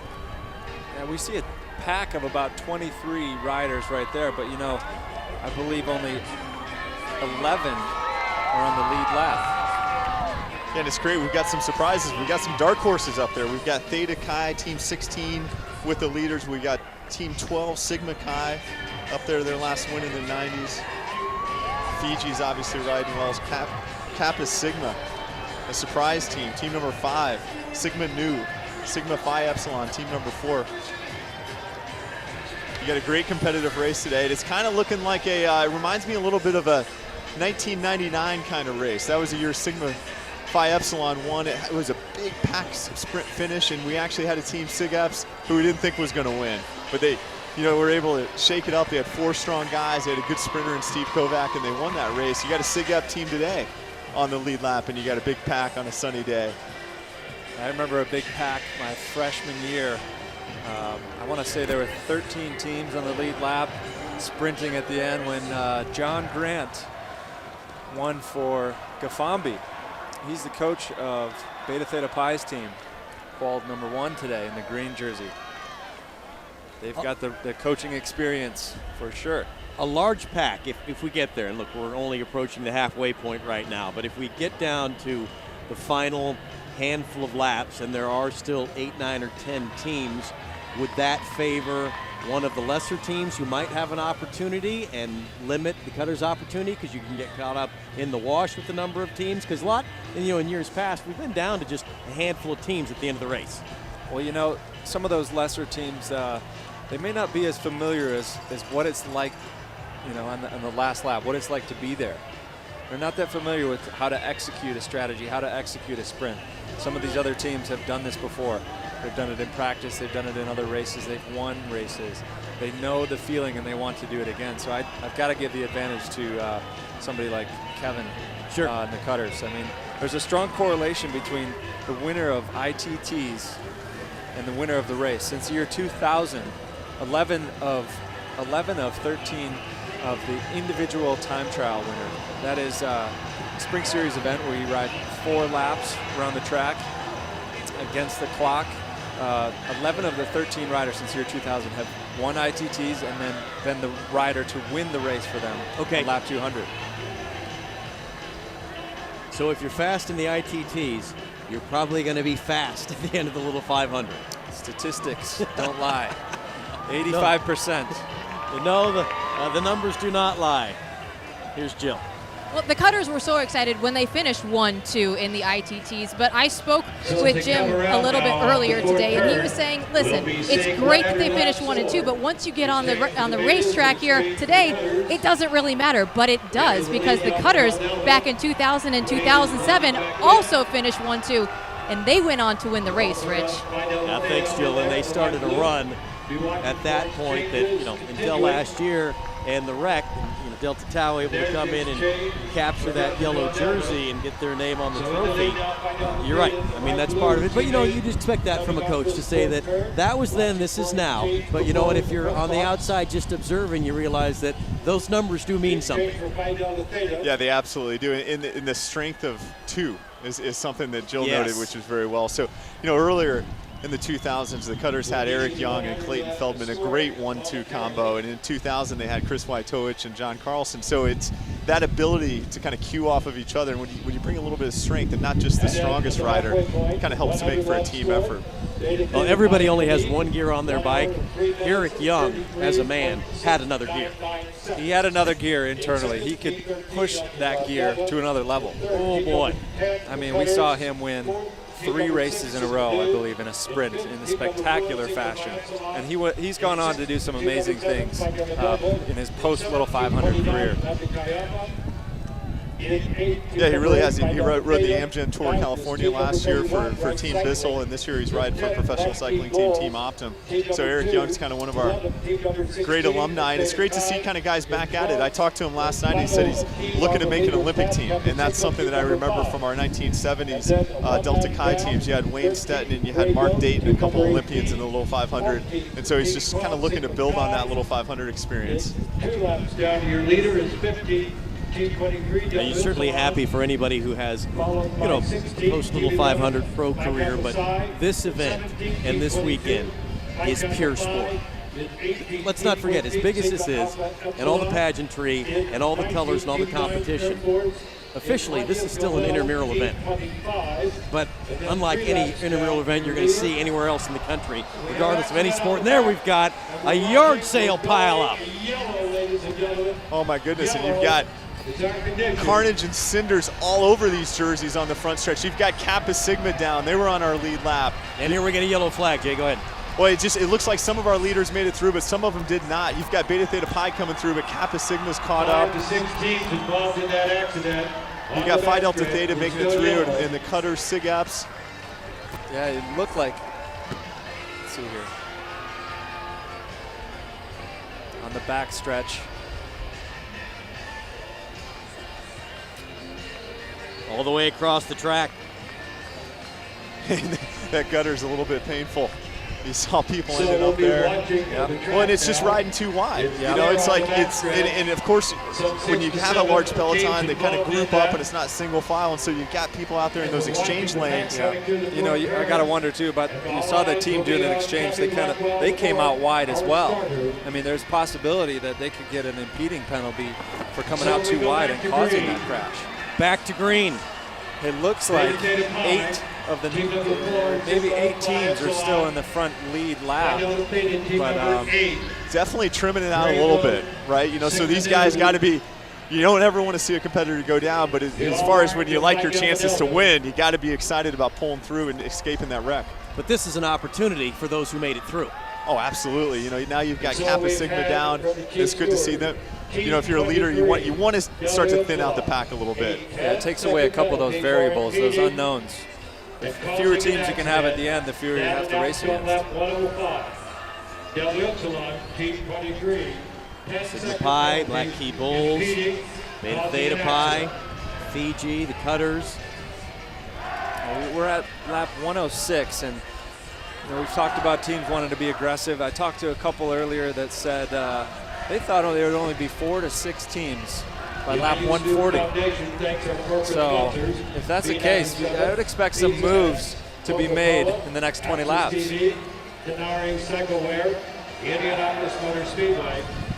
We just saw a 10-second penalty served by that team. They did get, I believe, an impeding penalty for causing the wreck on the backstretch, which was Delta Upsilon.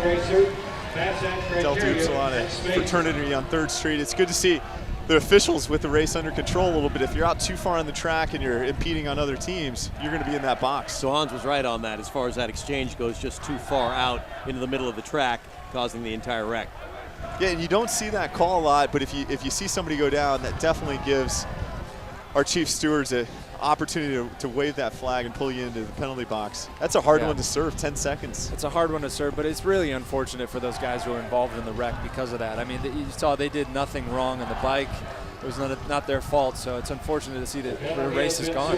Lack of track awareness. We've said it before, we've talked about it. That's, you know, what it was, and you think the difference of 2 or 3 feet of letting yourself drift out, and right there everybody else is thinking there's a lane to ride through, and then all of a sudden you're standing there and it's gone, and we see one bike hit into the next, and then you end up with the yard sale. Yeah, you're right. You didn't see the teams at the front of the race go down. You saw those teams who were maybe not as aware, drifting back, drifting out wide, getting wrapped up in it. You've got Eric Brodell coming in for an exchange for the Cutters now, handing off to Sam Harbison. Good effort there by Brodell. Great exchange. You know, and you just got to be pleased. If you're that rider getting on the bike, Sam Harbison, you got to be thankful to your teammate setting you up, getting a gap, so you can connect back up with the peloton and the leaders. And you see Fiji. Yeah, making a move around turn 3. They watched what Cutters did, and they're going to exchange the bike, do a bike-to-bike exchange themselves. No, they're not. And then you got to use a old line from one of my colleagues, Dylan Casey, and you see the fakie from Phi Gamma Delta. The Phi Gams are going for it. Charlie McClary on the bike. They fake the exchange and now get about a quarter of a lap out in front of the pack. And I don't see the reaction from the pack either. They haven't picked up on it. The Cutters are just starting to move to the front, wondering, hey guys, are we going to go catch Fiji right now? Is anybody going to come with me? Because they've got a quarter of a lap lead all of a sudden.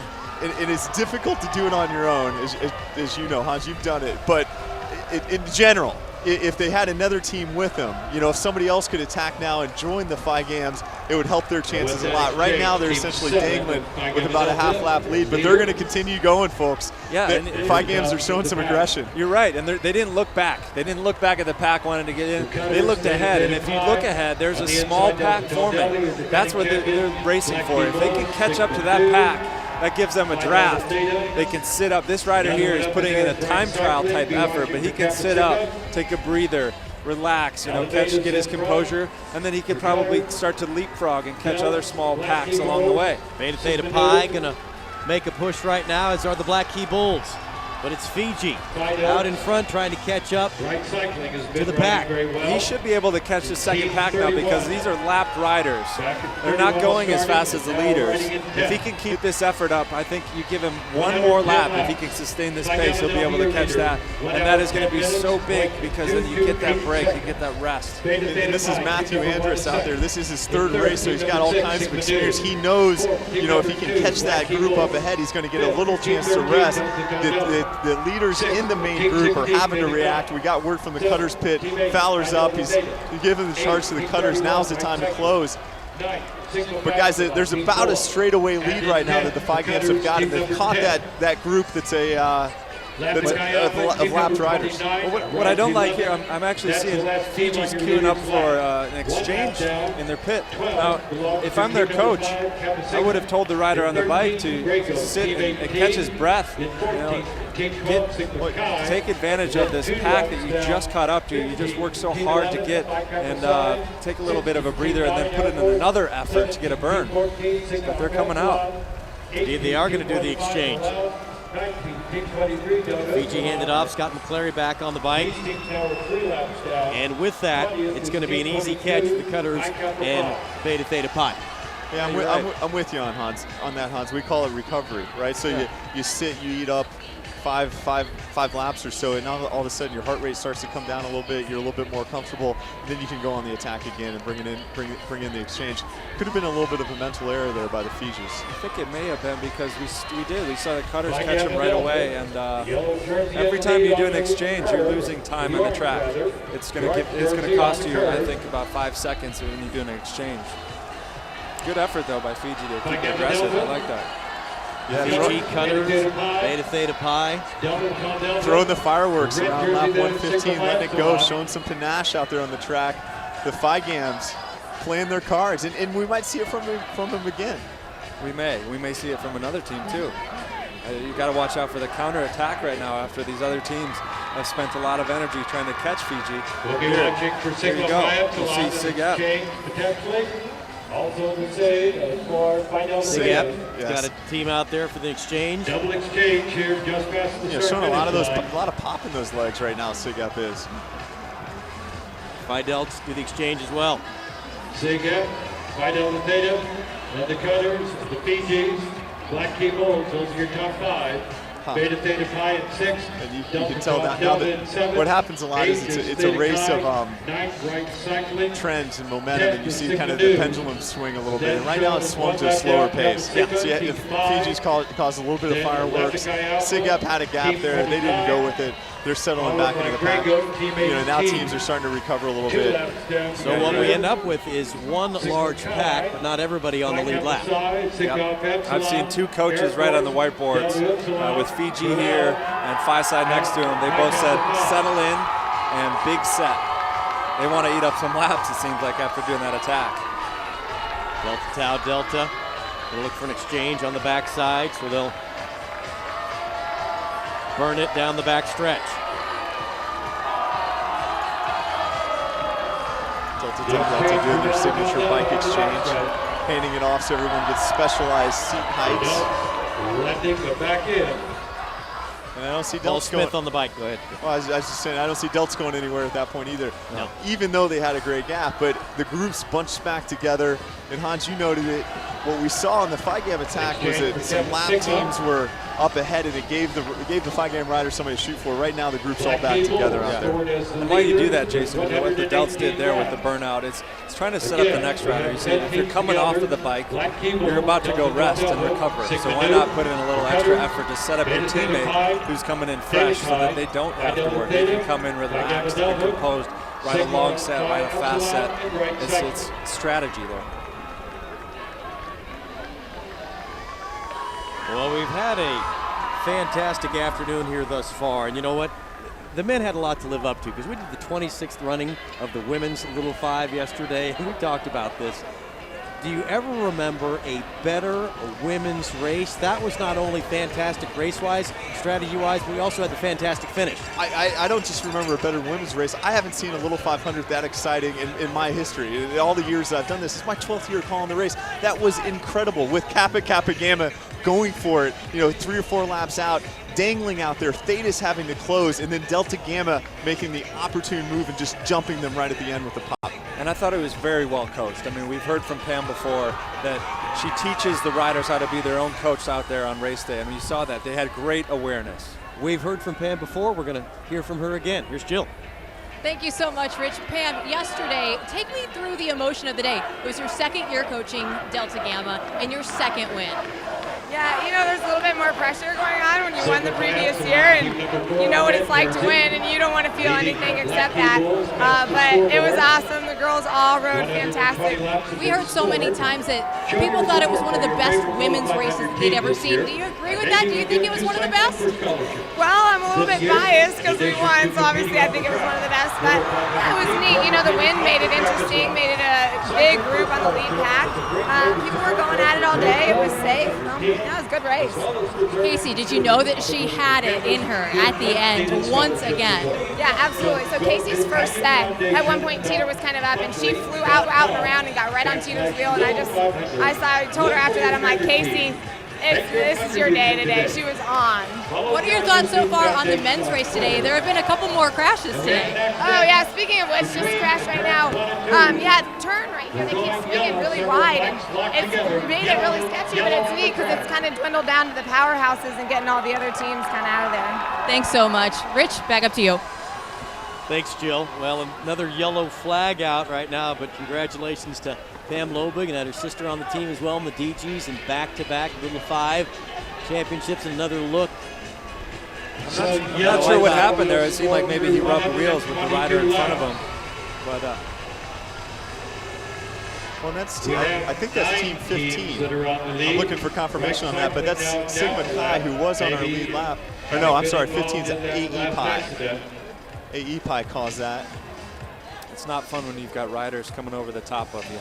Wright Cycling. Their bikes are all tangled up. Sometimes they're hard to get apart. Got your horns locked, Hans. Yeah. Those are three of the teams we can identify. Doing a little tango down there. You know, you kind of got to get with your partner and figure out where you're going to go. Get those bikes. You always see something new every year at the Little 5, something you haven't seen before. That's what's exciting about every race every year. Well, it builds throughout the year. And you know, you get into the world's greatest college weekend and what comes with it. And then this, you know, one of the pinnacle events of the entire weekend. And now we're back to green and racing again. Lap 124. Back to green, and saw cutters seem to be looking out across the track, not really noticing that green flag, but they found themselves further back in the pack now than they've been all day. Only in 5th or 6th position, but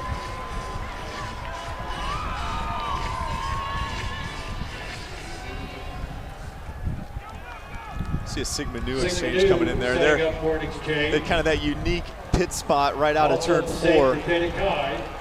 Sigma Nu riding a great race so far, team number 6. So there's the change. Team 4, Sigma Phi Epsilon. You know, it is kind of a tough pit spot when you can't get a gap down a front stretch, and it's Sigma Nu in that position. They've got to get that gap whipping around turn 3, turn 4. So a bit of a challenge there in their pit location, but riding a great race is Sigma Nu. yeah, I've been in that pit position before, and you got to swing wide out of turn 4, come in. It is difficult. You're still turning while you're trying to make the exchange almost.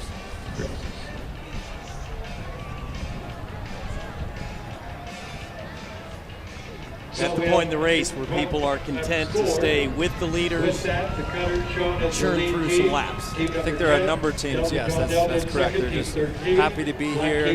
Their race is going to be at the end if they have an end game. It's going to be at the last lap to try to mix it up. But I wouldn't be surprised to see a couple other teams, especially Beta. I'm still waiting to see if they have some serious attacks that they want to throw down before the end of the race.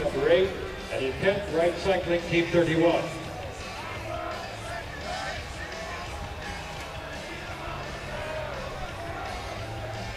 Well, we've seen it today, and We'll see it through the years moving forward, but every rider at one time or another will get an intimate introduction to the track here at Bill Armstrong Stadium. And one man has been in charge with its care for over 3 decades. Springtime in Bloomington, a time when the cold snap of winter breaks, beckoning in track time at Bill Armstrong Stadium. And it's here where more than 200 riders will spend the following months preparing for race day scenarios, time and time again. But what about the track itself? For the past 32 years, no one has known it better than the track whisperer, Wally Hansford. Well, 40 years ago, I got out of high school, came to Bloomington, and I got into the building and grounds department over at athletics. Spent 20 wonderful years working for Coach Mallory, Coach Corso, and of course Coach Knight, which was intense but interesting. For lack of a better term, I thought this would be fun, just fun, and it has been. It's a challenge.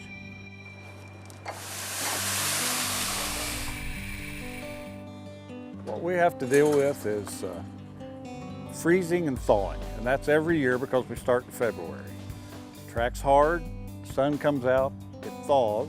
And because it's a cinder track, all the moisture comes to the top, and then when it starts to dry out, it settles back to the bottom, and then we have to drag it and roll it, put 10,000 pounds on it, and try to compact it so they can ride on it.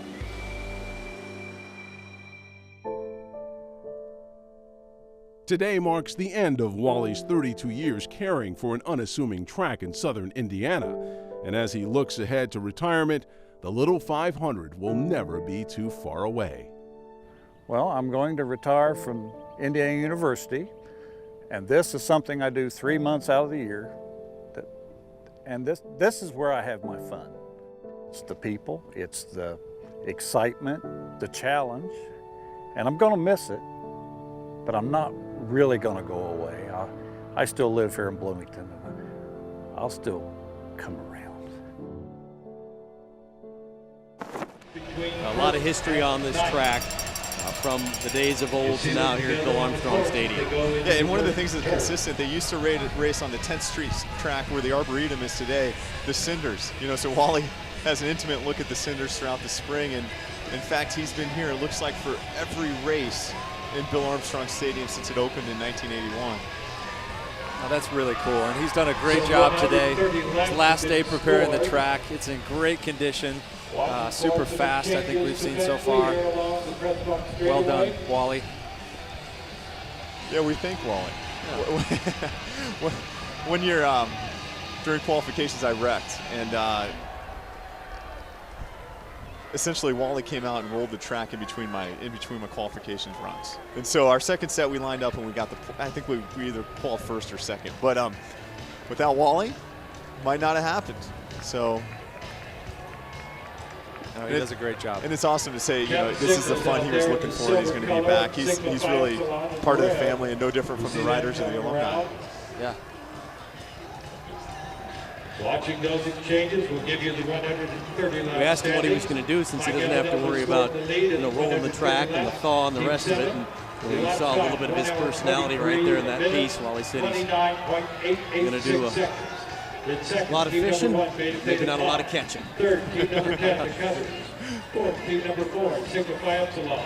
And that's what we're hoping to see here in Little 5. Now that we're 132 scored, we're hoping to see some lines in the water. You know, you want to see some attacks and some more fireworks. Phi Gam's mixed it up early. You know, it's a question, is a team like Sigma new? Is Theta Chi, is Beta Theta Pi ready to go? You know, when are these teams going to start mixing it up? I think we're starting to get down to the right time in the race to see it happen. Well, we saw that yesterday in the women's race, that some people had to make some moves, because if you were going to sit back and wait for DG, put Dukes on the bike at the end, then she was going to be the the best sprinter in the field. So even though you got caught, you had to make your move at some point to try to force the issue. Yeah, and I like that. You got to think, what are your best chances to win as a team? What are your strengths? Who do you have, and how do you match up against the other teams? So I would think we've got to see some aggressive riding, because some of these teams, their best chance is not in a sprint against Kevin DePass. No, you don't want to face the cutters at the end of the sprint. And there wasn't one team that we visited with down on the track that said, you know, we're fine coming down to the end to do a sprint against the cutters. Nobody went in that direction. No, you're right. Everybody said that the cutters were their #1 target on this track. A lot of years you see a parallel between the women's race and the men's race. Yesterday you saw Kappa Kappa Gamma in green go for it 3 or 4 laps out. Yes. Today you see Beta Theta Pi in green right now on the attack. And they're a team that I picked kind of late in the race to try something. They've got something up their sleeves, not leaving it to the cutters and their sprinter Kevin DePass. That's a good point. We'll see if today, unlike yesterday with Kappa, see if Beta can bring that attack all the way to lap 200. Beta going to come in for the exchange, and the cutters will mark them and do the same.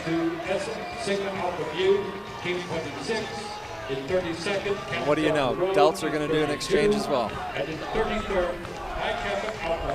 That's the benefit of being on the back stretch. They're able to cue, kind of see what's ahead.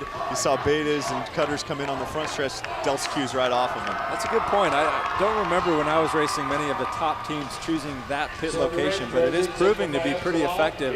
You can look at what the teams are doing on the back stretch and then use their burnouts to start one of your own.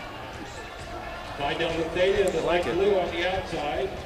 Here comes the Delts. Black Key Bulls, Zigap in red. The yellow jersey of the defending champion. The cutters on the outside coming up, the white jersey. Lap 137 out of 200 of the 63rd running of the Little 500. We'll be right back with more of the 63rd running of the Little 500 on Access TV. The Little 500 has prepared me for life after graduation by giving me the strength and discipline to push through any barrier, both physical and mental, and that's going to serve me well in the business world and beyond. By setting a regimen of what it takes to accomplish your goals. Simply being able to manage and work with a team and be able to motivate each other. Teaching me time management and, you know, how to feel part of something that's bigger than yourself and just becoming one with a larger community.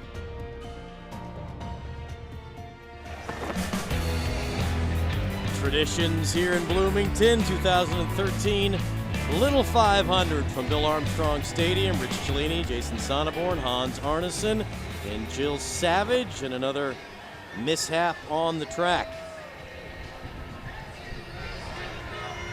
It's another example of an exchange coming out too wide on the track and causing another wreck in the backstretch.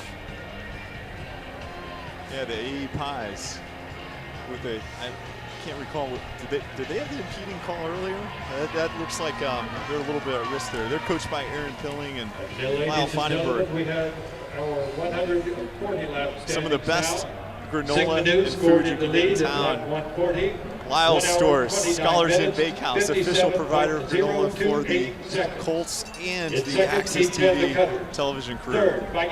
Scholars Inn and Bakehouse here in town. I told Lyle I'd say that. So. 143 out of 200. 6, Phi Delta Theta, team number 8. When the pack and the people who at the start of the race we thought would be in the thick of it have been. Oh yeah, you've seen a great race. You see Sigma Phi Epsilon now getting in a burn. Cutters are still there. Beta Theta Pi. And then 1 lap down is 10. Kappa Sigma, team number 5. And this Sig Ep team really riding well. I don't know a lot about them. They were off campus for a little while. Sig Ep's last win in '99, and then they've had some success of late. Outside of the top 10 success anyway, 15, 14, and 12, so really kind of making their surge back into the race are the Sig Eps, the team in red. Drew Quello on the bike. Team 11, 16, Delta Upsilon, team 23. Another team that's up there is Theta Chi. They're surprising today and riding a great race, staying up with the leaders. In 19, Hillel, team 25. In 20, Air Force, team number 9. Looks like Phi Delta on the front. We mentioned placed second 3 years in a row. Talking to their coach this morning, he said they will do anything to not place second again this year. Even third place if it has to. No. Well, this is a new group. You know, they had the previous group who were competing year in and year out, coming up just short. But this, this will be a new crew, and I thought he made a really good point, saying that, with the team we had prior, who had been so close, that you end up finishing second in the little 500, and you're so disappointed. He said, I jokingly say any place but second. He's like, but whatever we end up doing this year with this team and how new it is, if we can finish, in the upper, 2, 3, 4, 5, we'd be really proud of what we've done. They would, and he said they have a few less bullets in the gun this year, so they're going to ride a bit more conservatively, which they've been doing, kind of doing less work, but they did a great exchange there. They put their next rider in the front of the pack. He can slip right back in and find a great position. So who knows? They may be another wild card at the end of the race if they're still in it. Black Key Bulls now going to jet out to the front. Yeah, we've seen some good Phi Delta teams of late. They had that mishap where they exchanged on 199 a couple years ago, and I know that that's something that tormented them, that they've learned from, and have some real competitive teams. Grant Powell on the bike now for Black Key Bulls. And Cutters in the white jersey taking the lead. Now they'll let it go to Phi Delta.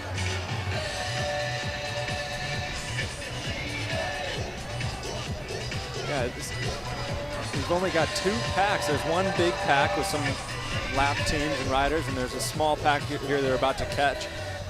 And then they'll almost be all back together.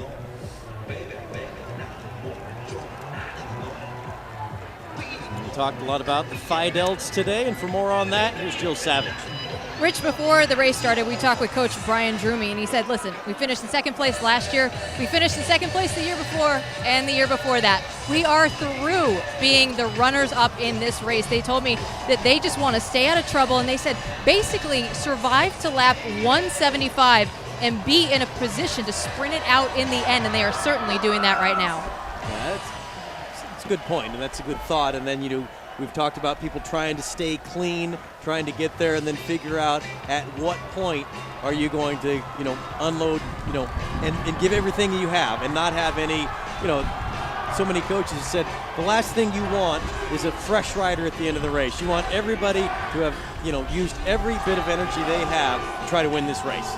And Phi Delta Theta's got a history of that. They traditionally have not won a sprint. In 2001, they won off the front. In 1996, they started their exchanges, or they started their breakaway around like lap 188 or lap 190. They traditionally are not a sprinting team, but look for them to try to mix it up towards the end and be really aggressive. Try to go for that bride spot and not always be the bridesmaid, right? Black Key Bulls. Beta Theta Pi. Cutters, Fiji.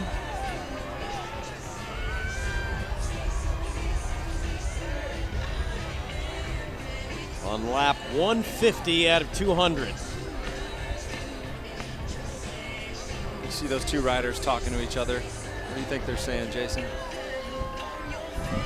At this point in time, they're not charging too hard, right? So trying to keep a safe race generally. We talk a lot about pulling out there, that rider in that point spot, but generally where you really like to be is maybe second or third, a couple wheels back. So it's a little bit of a mind game at times, right? Trying to talk your buddy next to you into, hey, step up and let's pick up the pace a little bit. It's starting to bunch up. I don't feel as comfortable right now. Yeah, and you could tell the Delts were not comfortable. They took advantage of the slow pace right there to do an exchange of their own. Beta queuing off that Phi Delta. What happens when it starts to get in a big pack like that? I used to get a little bit nervous, right? Because you got teams that you wouldn't expect to be around, and now all of a sudden you're 4 or 5 wide. So it's like, how do we pick this up and get some of those teams off the back? Yeah, I agree. I always got really nervous when it started to slow down, because then teams from the back start to creep up front, and you don't want them to be there. There's things that happen that can scare you out there. So I would always try to jump on the bike and just increase the pace for half a lap, just to string it out again and make it a little bit safer. Kevin DePass back on the bike. And we're in lap 152 out of 200. Productions, Tram, And you talk so much about how this is an individual sport and you're trying to win, but interesting part of racing is how much you guys do end up working together throughout the race. And here's an example. Neck and neck, a little conversing on the quarter-mile cinder track. My favorite memory from the Little 500 was in 2010 when I was a freshman helping out our team of predominantly seniors. And they had to stop the race around lap 100 because of this torrential downpour that just came out of nowhere. All the endless hours of training, although they can be rigorous and difficult, there's a lot of laughs and memories that come with it. My rookie year winning, rookie missing out at the end of rookie week, I had that first taste of victory and I've been chasing it ever since. Standing on the podium with my teammates around me and knowing that we accomplished something as a group that was bigger than ourselves. Tenths of a second between first and ninth. Back to racing here in Bloomington. Yeah, and you see a little bit of history there in turn one. You see Mike Howard, our chief steward. He's been doing this for a number of years, keeping the race safe. And you see his predecessor, not quite there, but just to his right is Jonathan Purvis, another former Dodge rider, IUSF director. He's going to take over that role in the future, but a lot of history and a lot of race knowledge up there in that booth. The stewards and the race judges help to keep the race safe.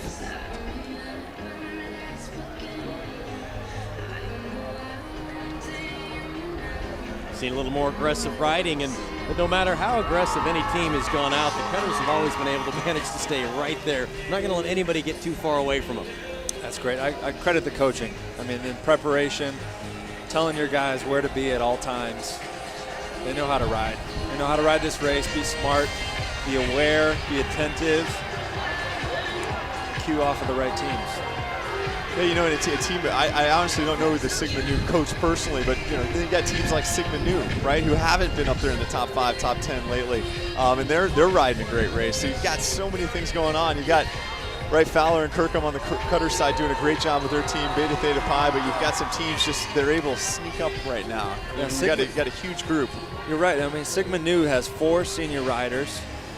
They have 8 years of Little 5 experience among 3 of the riders. They are a veteran team. They've seen this, they've been here and seen this race before. And that's actually one of the teams that the cutters mentioned to me this morning as maybe a wild card threat at the end of the race. But they want to eliminate that possibility and eliminate Sigma Nu before that. Yeah, and you see the exchange in the Sigma Nu pit. That's a tough spot coming out of turn 4. Didn't really make an impact, but he was surfing on top of the top tube there. It was clean.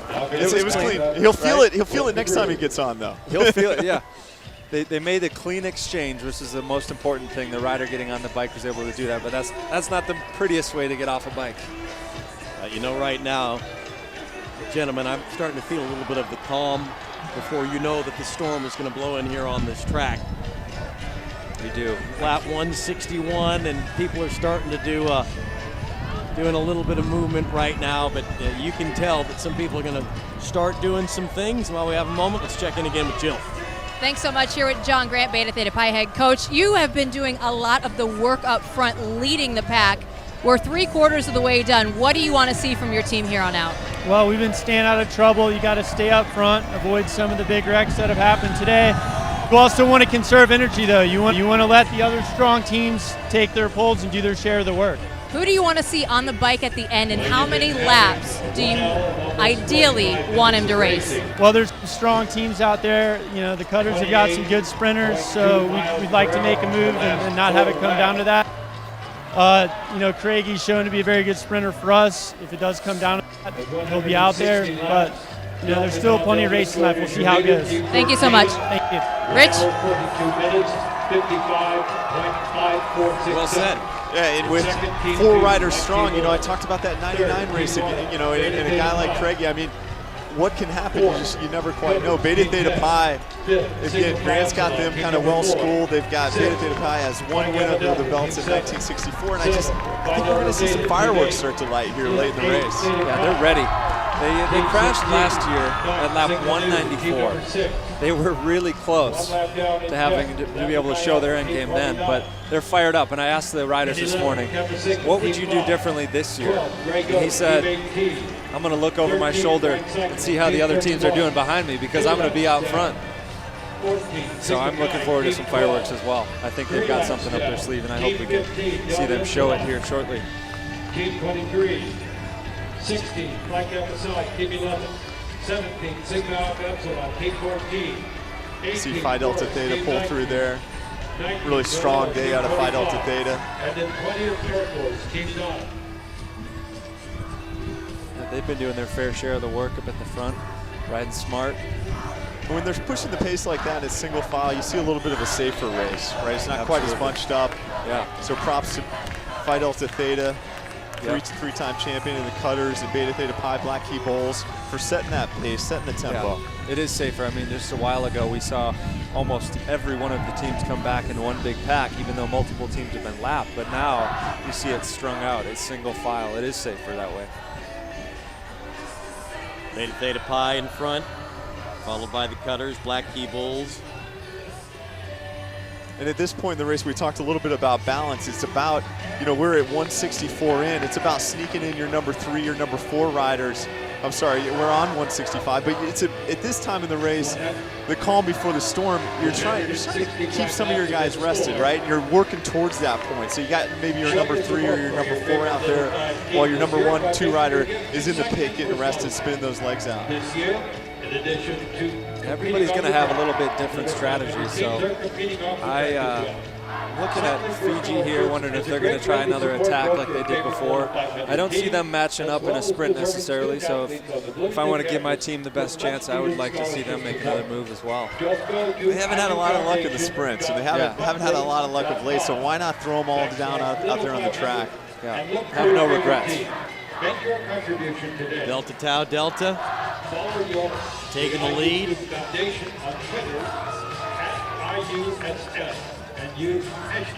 I was thinking we had just a horrific Phi Gamma Delta wreck on the last lap years ago. I can't remember, around 2005, 2006, Matt Davis went down in turn 2, and it's just one of those kind of painful things to see. You've worked your way to that last lap, and then something like that happens. So just throw them out there early. Just put them in play and see what can happen. I believe that was 2004 when it was Cutters and ATO and Fiji, Team Major Taylor, Acacia.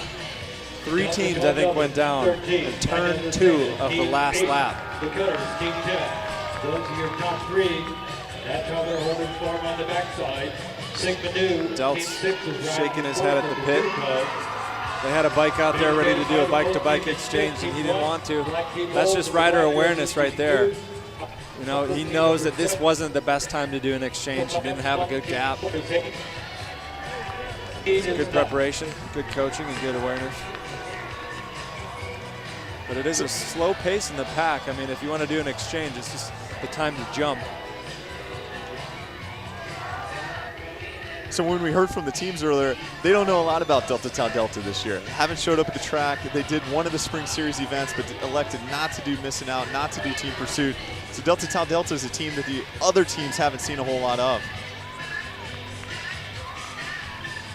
Fiji going to set up for an exchange. So exchanges continuing here. Here's Phi Gamma Delta. An exchange also for Kappa Sigma before us.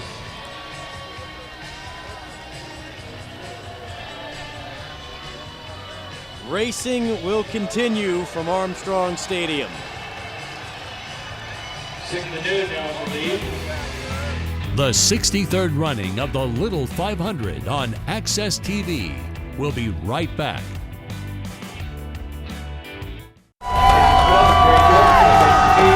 Fans have been treated to a fun afternoon of racing here at Bill Armstrong Stadium, the 63rd running of the Little 500 in Bloomington. Here's Khaleesi, Jason Sonneborn, Hans Arneson, and Jill Savage on hand. Sigma Phi Epsilon, Team 14. Black Key Bulls making a move, Hans. You wondered when somebody was going to try something.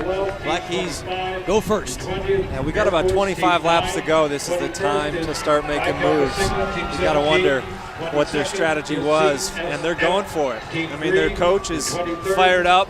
He's telling them keep riding hard. They've got over a full straightaway lead right now. They've kind of taken this pack by surprise, and we've seen the first response from Beta and Green charging after them. And they queued off of a Beta Theta Pi exchange. Beta's went in for an exchange. Black Key sat their wheel, and instead of coming in, which they've done a number of times in a row, done that back-to-back exchange, they took it and rode with it. A lot of credit down there to Mike Choynacki, the Black Key Bulls coach, and what's going on right now. A lot of action. Tyler Dennis, the Black Key Bulls, entirely made up of seniors. It looks like in their pit, if you saw some of the signals, their coach was telling them one more lap. When you're out there as a rider, you're digging deep to give it everything you got. I mean, they want to put in a little bit of a gap here, set it up for an exchange, and expect them to keep pushing the pace. Well, you're going to see the Black Key Bulls rider here. He's coming into 3. The pack's just coming out of turn 2, so he's got a significant advantage right now. And there's a group of lapped riders kind of that he's approaching right now. So if they can catch that group that's down, they'll get a chance to rest and recover and continue to throw down. They do, and then Beta's coming in for an exchange as well. And I thought maybe Beta was going to catch up to Black Key Bulls, but they're going to switch riders. Puts them at a little bit of a disadvantage, but it's not a bad strategy. You know, one fresh rider going on for Black Key Bulls, put a fresh rider on for Beta. Beta puts on Matthew Green. Your top 8 or 9 teams going through the second. That's a strong rider, and he's coming out. He's really focused on that backstretch right now. He's got a beautiful spin. You're looking at Black Key Bulls. Beta's is trying to close. Daniel Kinn, who started the race for Black Key Bulls, on the bike right now. Oh, we've got a couple mini groups. As you can see, Beta Theta Pi and Delta Tau Delta chasing. Cutters in the white jersey trailing in group number 3.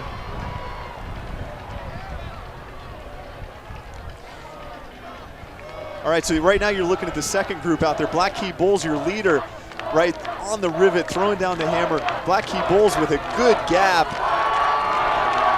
And great time. The second group on the field, right? You've got Delta Tau Delta and Beta Theta Pi trying to close that, and then out to dry a little bit right now. You've got Phi Delta Theta, Cutters, Phi Gamma Delta, Theta Chi, Sig Ep, all looking to try to bring it back. I don't know if you noticed though, but in front of Black Key Bulls is nothing but open cinders. They've got a lot of wind in front of them. They've got nothing really to jump on, to reach for and leapfrog. There's one rider up maybe 100 yards in front of him, but he's going to cruise right by him. So it's a little bit of a disadvantage, but you can't plan that. You just have to react to that. And I would expect them to kind of do some time trial type efforts here. Go 4, 5, 6 laps and then exchange to keep the gas on. Beta Theta Pi, along with Delta Tau Delta, trying to chase Black Key Bulls. The panache, the guts by Black Key Bulls, letting it go right now. Knowing that they've got a strong team, maybe they don't have the right sprinter, so they're just letting it go and showing it. Yeah, this is their strategy. They didn't match up in a sprint against some of the other teams. They're very well balanced. We touched on it earlier. They had 4 riders who placed in the top 16 of individual time trials. That speaks loads about their depth and what they're doing right now. They're familiar with doing sets like this. They've done it in training. They're setting up for an exchange coming around on this lap. Now what you're gonna see, Delts and Beta are so close to them, I think they're going to catch them. Well, it's going to come together with this exchange a little bit, but now you've maybe got a 3-team break in a way, right? You've got Beta Theta Pi turning on the gas, full throttle, full gas, and Delta Tau Delta are defending champion right on their wheel. Jill? Yeah, Black Keys keeps going in short sets, and we tried to talk to Coach Val. He is too busy right now. He is writing the message every single turn around the racetrack for his riders, telling them to keep pushing the pace. The last one, he said, actually, they have a pretty good sizable lead right now that he's happy with, but they're not going to let up right now. Thanks, Jill. Beta Theta Pi going to come in for the exchange as well, guys. Yeah, Beta's essentially dropped Delts on the backstretch, so Beta's has got a gap, but Delts and Black Key Bulls are looking to close it right now. Great set out of the Beta rider. Oh, and the next guy on the bike, he's accelerating out of the saddle. This is the time for Betas. They're going for it, looking very strong. That's great. This is the counterattack. This is the Tom attack. Laser on the bike now for Beta Theta Pi. This is when their depth and experience can really kind of pay off for them. They're all out there all alone, but making the race for themselves, driving their own outcome. 20 laps. You know, they did it almost close to a record in team pursuit, the fastest time that we've seen in years with 4 riders. I believe that race is 15 laps. 20 laps isn't too much to ask for this team of 4. This team with a great team pursuit time, and it may not be an example where they're out there on their own for the entire set. You know, can they get 1 or 2 teams to come with them? Can they start to break it up a little bit so there's not a bunch sprint of 9? Beta's making the race. They've got 150 meters on Black Key Bowls. And then you've got the Cutters who are going to come in for an exchange, and the Phi Delta. Well, the Cutters, that's, you know, Tim Nixon looked a little bit tired when he came into me, and you see Kevin DePass getting on the bike for them. Kevin is their sprinter. We've talked a lot about that, but Cutter's a little bit left out to dry. Kevin's got to close this down. Yeah, he's going to use the speed that he's shown on the bike this spring to close the gap, not to sprint right now, but he's going to sprint half a lap, try to catch Beta, who's coming around turn 4 right now. And Beta's got about a third of a lap lead.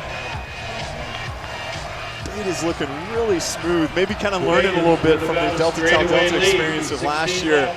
You know, and we didn't have a wreck, we didn't have anything like that, but we had a couple attacks. We had a Black Key Bulls attack, and a lot of times it's not the first one, it's the second one, which was the Beta Theta Pi attack that looks like it's stuck.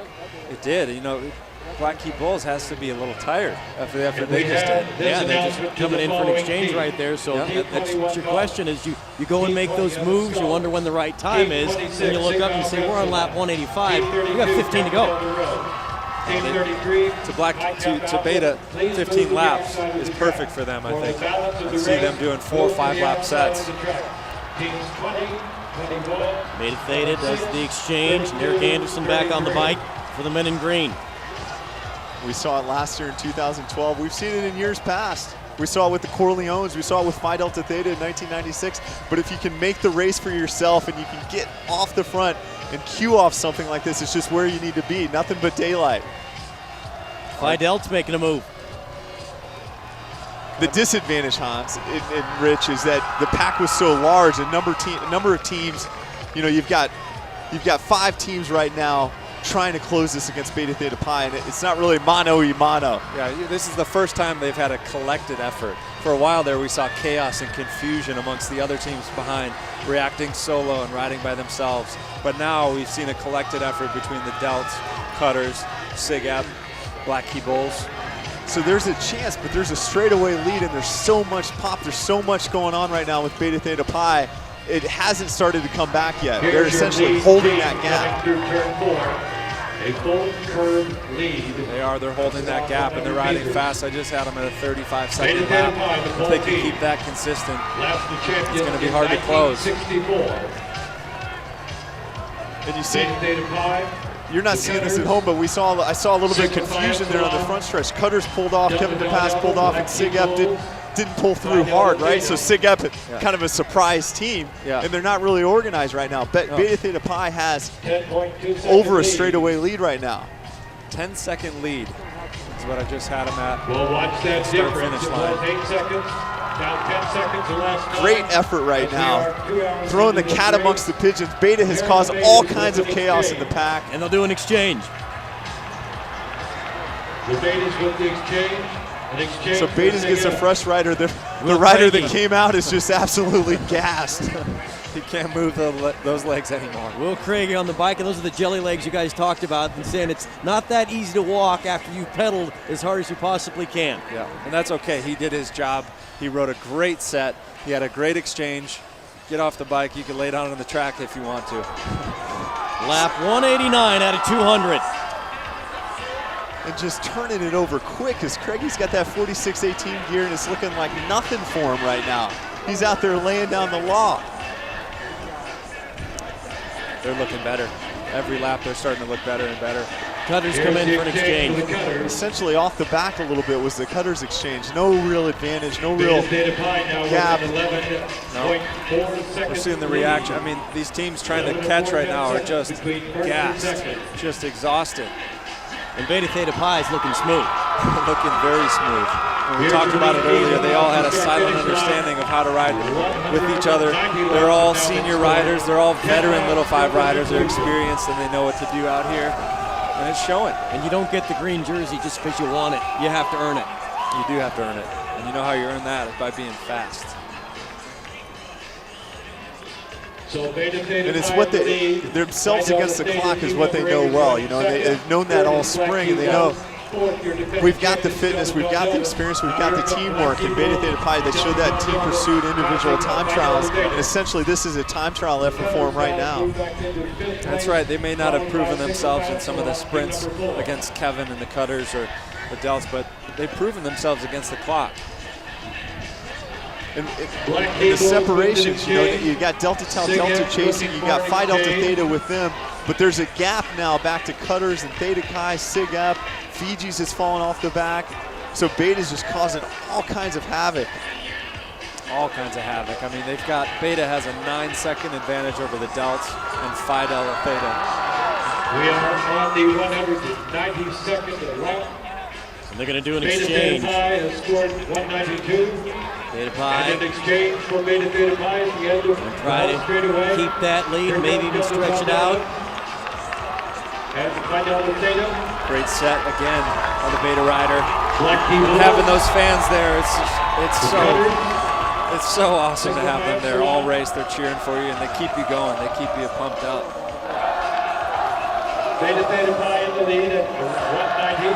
2 hours, 1 minute, 16.6. Look at the grit on the Phi Delta Theta rider's face. He knows it's, I think that's Rob Lee on the bike for them. They're a rookie rider, strong rider, but he knows it's all coming down to this. Now's the time, right? Yeah. 193 in the books, on 194 is the time to pull this back if you're Phi Delta Theta. Matthew Green on the bike for Beta Theta Pi.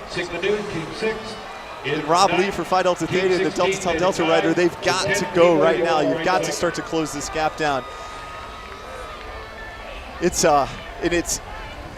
They're holding it about a straightaway. You know, the Betas are not showing any chinks in their armor right now.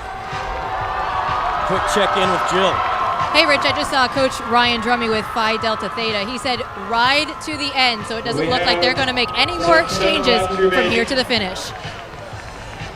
And that's incredible, because if this rookie rider Rob Lee can do that, and essentially get close, you lose, we talked about it earlier, but you lose essentially 4 seconds each time you do an exchange, so you've got to ride a number of laps in order to keep that gap, and Matt Green's doing that right now, but it's a big effort they're trying to do for Phi Delta Theta to close it out. I think that's exactly right. I mean, the gap I had right now is 7 seconds from Beta back to Phi Delta. So you're right, if they do an exchange with Beta, that's going to lose 4 seconds and they'll be able to start to close. But the big question mark is what is left in Phi Delta's tank. And the Phi Delta rider there, Eric Anderson, he was up on the bars. That was the first chink I've seen. And I see Delta Tau Delta now taking advantage of it. It's starting to come down with a big effort. And PDT needs to hold on. Phi Delta Theta needs to hold on with that big last set. Beta Theta Pi still at the lead. Tom Laser on the bike. Lap 196 out of 200. Oh, and they're kind of making the race right now. Delta Tau Delta just dropped Phi Delta Theta. It is coming up hard on Beta Theta Pi. So great effort there by the Delta rider to essentially bridge and get in the lead group. How about this? You've got your defending champ, Delta Tau Delta, and Paul Smith on the bike. Great job pulling that bike back. I mean, like I said, there was 7 seconds on the last lap, but they did an exchange. They kept the gas on. They caught up. Phi Delta, they kind of blew up. We didn't have enough in the tank. They've got a new rider out now set up to exchange with Phi Delta Theta. But there are 2 on the lead. Beta Theta Pi and Delta Tau Delta. So close, and that Phi Delta Theta rider in his first race, they were asking a lot out of him. He's out there, he gave it all he had, but essentially he's pedaling squares right now, and he's a bit in the hurt locker. Look for a Phi Delta Theta exchange, and essentially Delta Tau Delta and Beta Theta Pi are playing a little cat and mouse right now. The pace is close, has slowed down, and it's above 40 seconds. 40 seconds per lap, that is, so the pace is slowed down a ton. And Phi Delta Theta just put on a new rider. I mean, if the pace is slowed that much, We're going to waste too much time. And you can see the reaction right now. The Betas know it. The Betas are trying to make the race, and the Delta Tau Delta, again, Paul Smith, road racing background, we've seen it. They like the draft, right? So they want to be that number 2 rider, want to have their sights in front of them. Tom Laser on the bike, Beta Theta Pi. Looks like an exchange about to happen for the Betas. And Beta Theta Pi going to do an exchange. Well, and now does Paul Smith, we've got 198 scored. This is the time to go. They may have played their cards perfectly. Let's see here. Delts don't look like they're going to do an exchange. They're going to try to keep this gap. The big question is going to be, can Beta close it?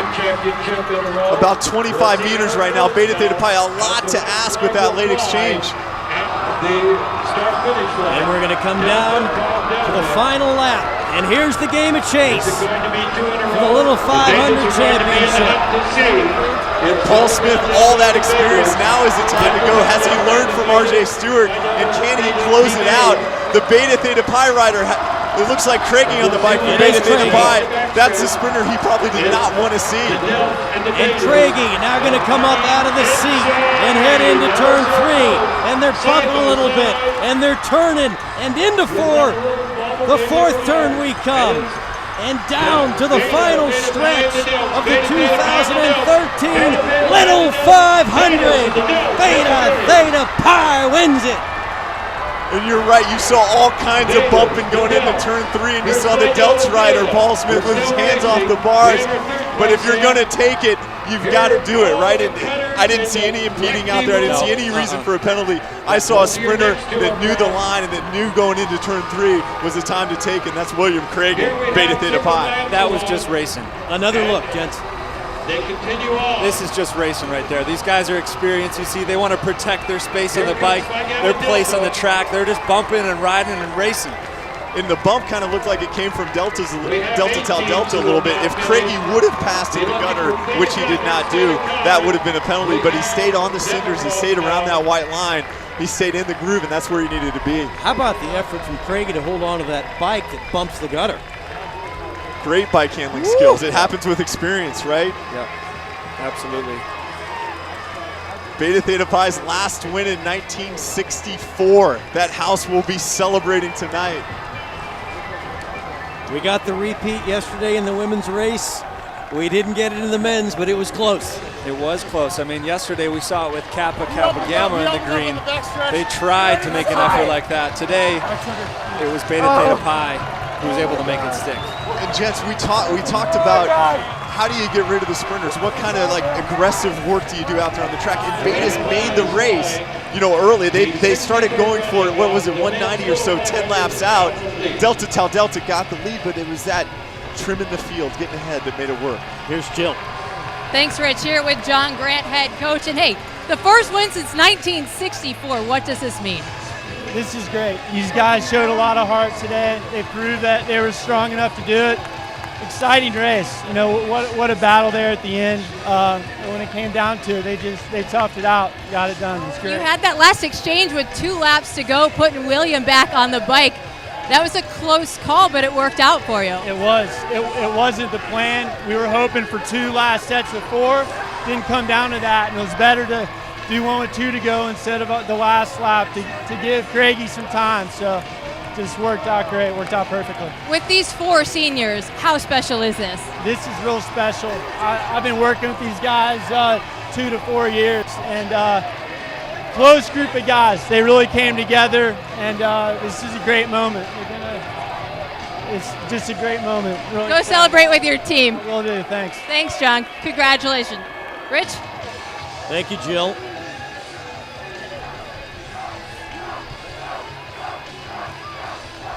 Victorious group of Beta Theta Pi, and the judges having the conversation right now with Delta Tau Delta.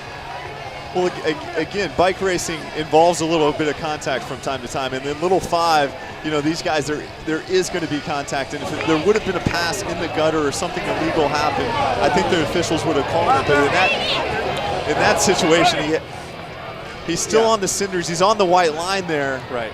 And he's making his move, and there's absolutely nothing wrong with that. And essentially, both riders are trying to keep it upright, and they did a great job of keeping it safe. William Craigie taking it. And the reaction after talking to the officials. Courtney Bishop may not be happy with that call, but I mean, again, to me, I agree. It's just, you couldn't fault either one of those riders. They were both trying to hold the inside line. Let's go! It was a great race. And Barcelona just to watch this race. And now's a good time to go congratulate the winners right there, because that was an incredible effort by Beta Theta Pi. It really was. And then the final push down the stretch. Craigie comes up victorious. As soon as the Delta... Officials still having a conversation, so no official decision as of yet. And like you see in a variety of other sports, you know, officials huddling around, and here's another look at what they're examining. Yeah, to me, I mean, impeding is when you're impeding the progress of another rider, and I don't think that was done. And Craigie's coming up on the inside. He was still on the cinders, like you said. He wasn't riding in the gutter. I think it was just racing right there. He was on the pole line, right? He got thrown into the gutter, but when he was in the gutter, he wasn't able to advance himself, and he got thrown in, right? Yeah. So you got to stay up at that point. Yeah. I would be very surprised if you see any kind of relegation there from the officials. And again, I think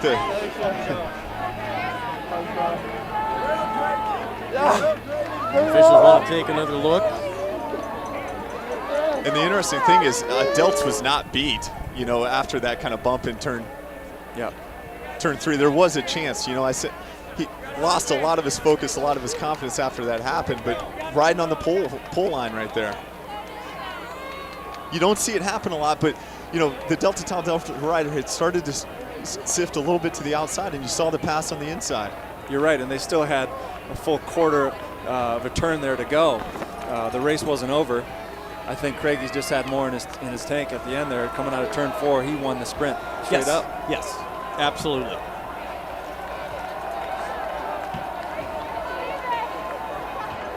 We'll wait for official word. At the celebration right now for Beta Theta Pi. First since 64. It'll be a pretty big night in the house. Yeah, they've relocated since then. They've got a house on North Jordan now. Going to be a lot of celebration. We'll see if it holds. It's flirting with, in my mind. Official it's word flirting is, in my mind because no protest. It stands. Well, there's a white line and then there's the gutter, right? And so I'm happy to see that call made by Mike Howard and the officials. I would agree. Congratulations to Beta Theta Pi. The green jerseys do And so, mean something. ladies and gentlemen, the results you see posted. They do will today. They'll stand be for wearing today. yellow next year. There is a no call at the end of this race, so the results as posted. Beta Theta Pi. Beta Theta A Pi. second championship for the house. Champions The whole in team winning today. 2013. Our A unofficial tie results. of 2 hours, Delta 7 Tau minutes, Delta. 34 First a year and ago. 6 seconds. Delta Tau Delta, And team then 13 is coming in second, Phi Phi Delta Theta just didn't quite have enough in the tank. And the Cutters in fourth. And Black Key Bulls, who made the first move to really get this race kicked into high gear at the end, end up finishing fifth. Yeah, it wasn't the first move that made the race, which was Black Key Bulls. It was that second move, Beta Theta Pi on the counter. And just holding on with a great performance. You know, and then it came back together. It was such an exciting race because Delta had a little advantage, but Beta had the fresh rider out there after the late exchange. That was exciting to watch. I mean, Delta with a great performance to come back into second place. They shut down the gap. We thought for a while that they weren't even going to come close, but they put in an excellent effort to finish in second place. Well, it was that team effort, Beta Theta Pi, that you talked about, Hans, of using all your riders and not necessarily just having one come down. You needed that little bit of a sprinter at the end, but it was using everybody to create an opportunity to really put the race away. Yeah, I'd be curious to look at the stats for laps on each rider, but it seemed very balanced. It was very spread out, and Craigie obviously had enough left in his tank for the sprint. It's well coached by John Grant. I like that strategy of being aggressive with about 20 laps to go. I mean, it's fun to watch. Well, a number of things were impressive, none more so to me than being able to handle that bike up on that lip of the gutter. That bike shaking pretty good with all that pressure on you to try to win a little 500, to handle it, get it straightened out, claim the lead, and then win the sprint down the stretch. Yeah, he showed his experience. He showed his experience. These guys do a lot of bike racing collegiately, bike racing during the summer. Some of these guys are Category 2 bike racers here in their last race in the Little 500. That group right there, the house, is going to be Category 1 fun tonight. Right now it's about college. You know, yes, tonight absolutely. college is going to be a little bit crazy for these guys, and they're going to live it up as they should. They've got a whole swarm of fraternity brothers and family and friends around. As you see, Phi Delta Theta, I think, our third place team, going to accept their trophy. They've got Alan Smith up there, a mechanic, and Brian Drummond. You know, I think it came a little bit down to strategy for them. You know, Rob Lee had ridden a great race at that point, but they left him out there a little bit too long, and essentially he got dropped by Delts when the gap was closed and took him out of contention, but a great third place. It really was. Great effort for the Phi Delts. And you know what happens now after this is that you go and you talk about today's race, and then you know what you guys all start talking about? Next year's race. You start thinking about, well, that was this year, and this was great, and now who's coming back and everybody's graduating, and what's it going to start to look like next year? Yeah, that's right. You'd be amazed how many bike riders you see out in Bloomington. Yes. You know, next week, a lot of the people in the stands, oh, that looks like a lot of fun. I need to try that, right? And so now is a great time to recruit and a great time to build the program for next year. Beta Theta Pi needs to retool and get some new recruits in the program, as a lot of these guys have some years in them. I think Craigie said he was a senior, so I don't think he's coming back. Right, but you're right. Our team is senior-laden team. Use the momentum within the house. Sure. The excitement within the house. There's going to be guys who want to fill those shoes. Get them excited. Train with them here while you're here for a couple more weeks. And the Delta Tau Delta getting the second place trophy, but the winner of the 2013 Little 500, Beta Theta Pi, their first victory since 1964. You've been watching Access TV's exclusive coverage of the 63rd Little 500. The executive producer of Access Sports, Daryl Ewald. Director, Erica Ferrero. Features producer, Mike Ricci. Access TV engineering, Dan Neighbors and Lonnie Thomas. Manager of live events operations, Chris Markwell. Post-production, Andy Edwards, with thanks to all the hardworking men and women who make this happen, and special thanks the IU Student Foundation. For my broadcast partners, Jason Sonborn, Hans Arneson, Jill Savage, Rich Cellini, good afternoon from Bloomington.